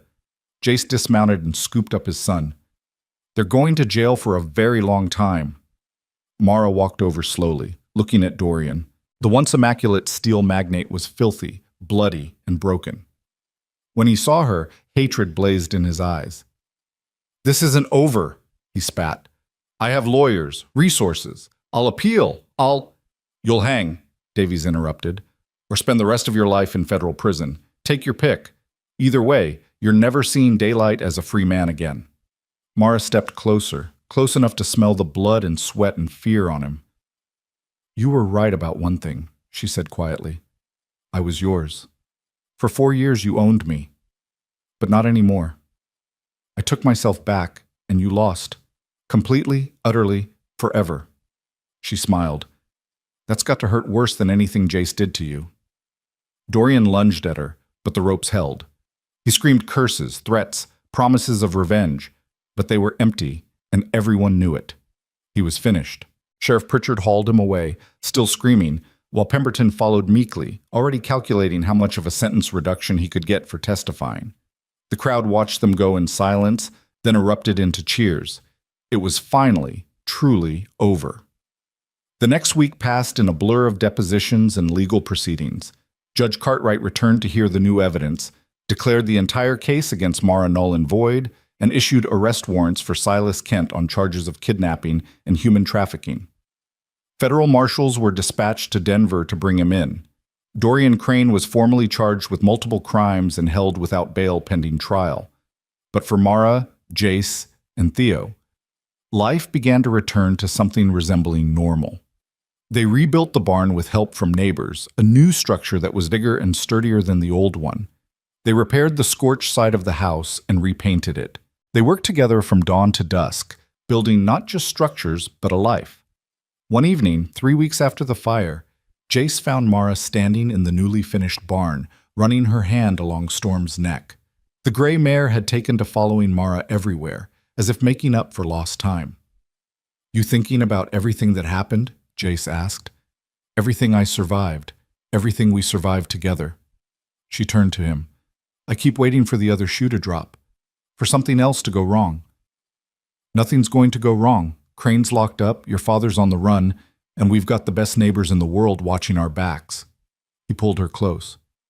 "You're safe, Mara. Finally. Really safe. You can stop running now." "I don't know how." "Then I'll teach you." He kissed her forehead.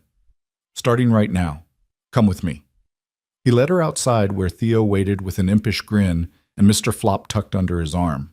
The three of them walked to the creek that ran through their property, where the aspens were turning gold and the water ran clear over smooth stones. "What are we doing?" Mara asked. "Starting over." Jace pulled out a small box from his pocket and opened it to reveal 2 simple gold bands. "These were my grandparents' wedding rings. I've been carrying them around, waiting for the right moment, and I figure—" He dropped to one knee. "I figure now's as good a time as any. Mara Kent Holloway, will you marry me? Again? Properly this time with all our friends here. No guns or force or fear, just us and our family and a fresh start?" Mara's eyes filled with tears. "Yes, God, yes." Theo cheered and threw Mr. Flop in the air. "We get to have a wedding. Can I wear my fancy shirt?" "You can wear whatever you want, bud." They planned it for the first Saturday of winter, when the first real snow had fallen and transformed the valley into something out of a fairy tale. The entire town turned out. People crammed into the little church, spilling out onto the steps and into the street. Martha Yates had organized the whole thing with military precision. Eleanor Henderson had made a dress that actually fit and flowed like water instead of hanging like a shroud. And Doc Harrison had volunteered to give Mara away since her father was wanted by the law and her mother was long dead. Mara walked down the aisle in a dress of soft cream wool with lace at the collar and sleeves, her hair crowned with winter berries and evergreen. Theo went ahead of her, carrying Mr. Flop in a small pillow with the rings tied on. And at the front, next to the preacher, stood Jace in his best suit, looking at her like she was the only thing in the world that mattered. The ceremony was simple and perfect. They spoke vows they'd written themselves, promising not just to love and honor, but to fight for each other, to stand together against whatever came, to build a life worth all the struggle it had taken to get here. When the preacher said, "You may kiss your bride," Jace pulled her close and kissed her like he'd been waiting his whole life for this moment. Because he had. They all had. The reception was held at the town hall, transformed with evergreen garlands and hundreds of candles. There was dancing and food and terrible jokes and toasts that went on far too long. Theo fell asleep on a bench with Mr. Flop and 3 pieces of cake in his stomach. Storm was brought to the door so Mara could give her a piece of the wedding cake, and the mayor ate it delicately while the crowd laughed and cheered. As midnight approached, Jace and Mara slipped away from the celebration. They walked through the snow-covered town, hand in hand, to where their wagon waited. "Ready to go home, Mrs. Holloway?" Jace asked. "More than ready, Mr. Holloway." They drove through the winter night, their breath steaming in the cold air, the stars brilliant overhead. At the ranch, they carried sleeping Theo inside and tucked him into bed. Then they stood in their bedroom, shared and claimed, and looked at each other. "I can't believe we're really here," Mara whispered. "After everything, we made it." "We did," Jace pulled her close, "and we're going to keep making it, every day, for the rest of our lives." They made love that night with the tenderness of people who'd almost lost each other and the passion of people who refused to waste a single moment. Afterward, they lay tangled together, listening to the wind outside and the soft sounds of their home settling around them. "What do you think happens now?" Mara asked. "Now that the fighting's over?" "We live," Jace said simply. "We raise our son. We work the ranch. We watch the seasons change. We grow old together." He paused. "We get to be boring." Boring sounds perfect. And it was. The months that followed brought news from the outside world. Dorian Crane was sentenced to 20 years in federal prison. Silas Kent was caught trying to flee to Mexico and faced trial for kidnapping and fraud. Pemberton turned state's evidence and got a reduced sentence but was disbarred and disappeared into obscurity. The network of doctors and sanitarium owners who'd participated in imprisoning Mara and dozens of other inconvenient women was exposed and dismantled. But in Red Valley, life went on in the best possible way. Spring came, and with it the planting of gardens and the birth of foals. Summer brought long days of work and longer evenings of rest. Autumn saw the harvests and the first frost and Theo starting school, where he told everyone about his mama who'd fought bad men and won. Winter came again, completing the circle, and on a cold December morning, Mara woke to find Jace watching her with soft eyes. "What?" she asked, smiling. "Just thinking about how lucky I am. That you came back, that you fought so hard, that we get this. I'm the lucky one." She kissed him. "I could have died in that sanatorium, could have given up, could have believed Dorian when he said I was crazy. But I didn't. And I got this, got you and Theo and Storm and this valley and this life." "You got what you earned," Jace corrected, "by being the strongest, bravest person I know." Later that day, they all rode out together. Jace on his big bay, Theo on his pony Betty, and Mara on Storm. They rode to the high meadow, where the valley spread below them like a promise, all gold and brown and white under the winter sun. Theo galloped ahead, laughing, while Biscuit ran beside him. Mara pulled Storm to a stop and just looked at her son, at her husband, at the land that had become her refuge and redemption. "You okay?" Jace asked, pulling up beside her. "Better than okay?" She turned to him, her eyes bright. "I'm home. Really, truly home. Not just the place, but the feeling, the belonging, the peace." She took a deep breath. "I'm not running anymore, Jace. I'm not hiding. I'm not afraid. I'm just here, present, living." "Yeah." He reached over and took her hand. You are. They sat like that for a long moment. Two people who'd been broken and had found each other and had somehow, against all odds, made themselves whole again.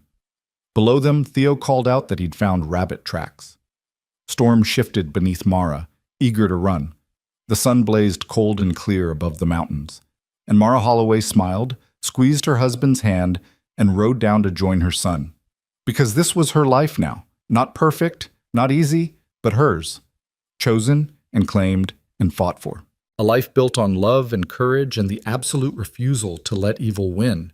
She'd been taken from this valley 4 years ago, a young mother torn from her family in the dead of night. She'd been imprisoned, drugged, beaten down, and told she was nothing.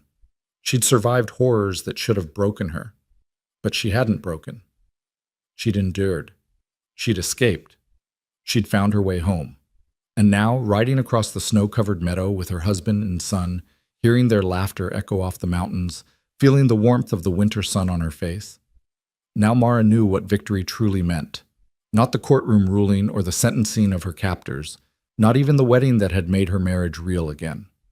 Victory was this, a moment of pure, uncomplicated joy. A family reunited, a woman who'd been told she was worthless proving that she was worth everything. As they rode back toward the ranch at sunset, Mara looked up at the first stars appearing in the darkening sky and whispered a prayer of gratitude. For second chances. For strength when she'd needed it most. For neighbors who'd become family. For a man who'd loved her enough to wait and fight and forgive. For a little boy who called her mama without hesitation. For a life that was finally, truly, beautifully hers. That night, after Theo was asleep and the house was quiet, Mara stood at the kitchen window looking out at the valley. Jace came up behind her, wrapping his arms around her waist. "What are you thinking about?" he asked. "Everything. Nothing. How far we've come." She leaned back against him. "How many times I almost didn't make it. How close we came to losing everything. But we didn't lose. We won." "We won," she repeated, feeling the truth of it settle into her bones. "We really did." Outside, snow began to fall again, soft and gentle, covering the scars left by the fire, blanketing the valley in white. Tomorrow would bring new challenges, fences to mend, cattle to feed, a ranch to run. But tonight was for peace, for gratitude, for love. Mara turned in Jace's arms and kissed him, slow and sweet, a promise renewed with every breath. This was her home. This was her family. This was her life. And nobody, not Dorian Crane, not her father, not all the forces of law and money and cruelty combined, could ever take it from her again. She was free. She was home. She was whole. And that was everything. The end.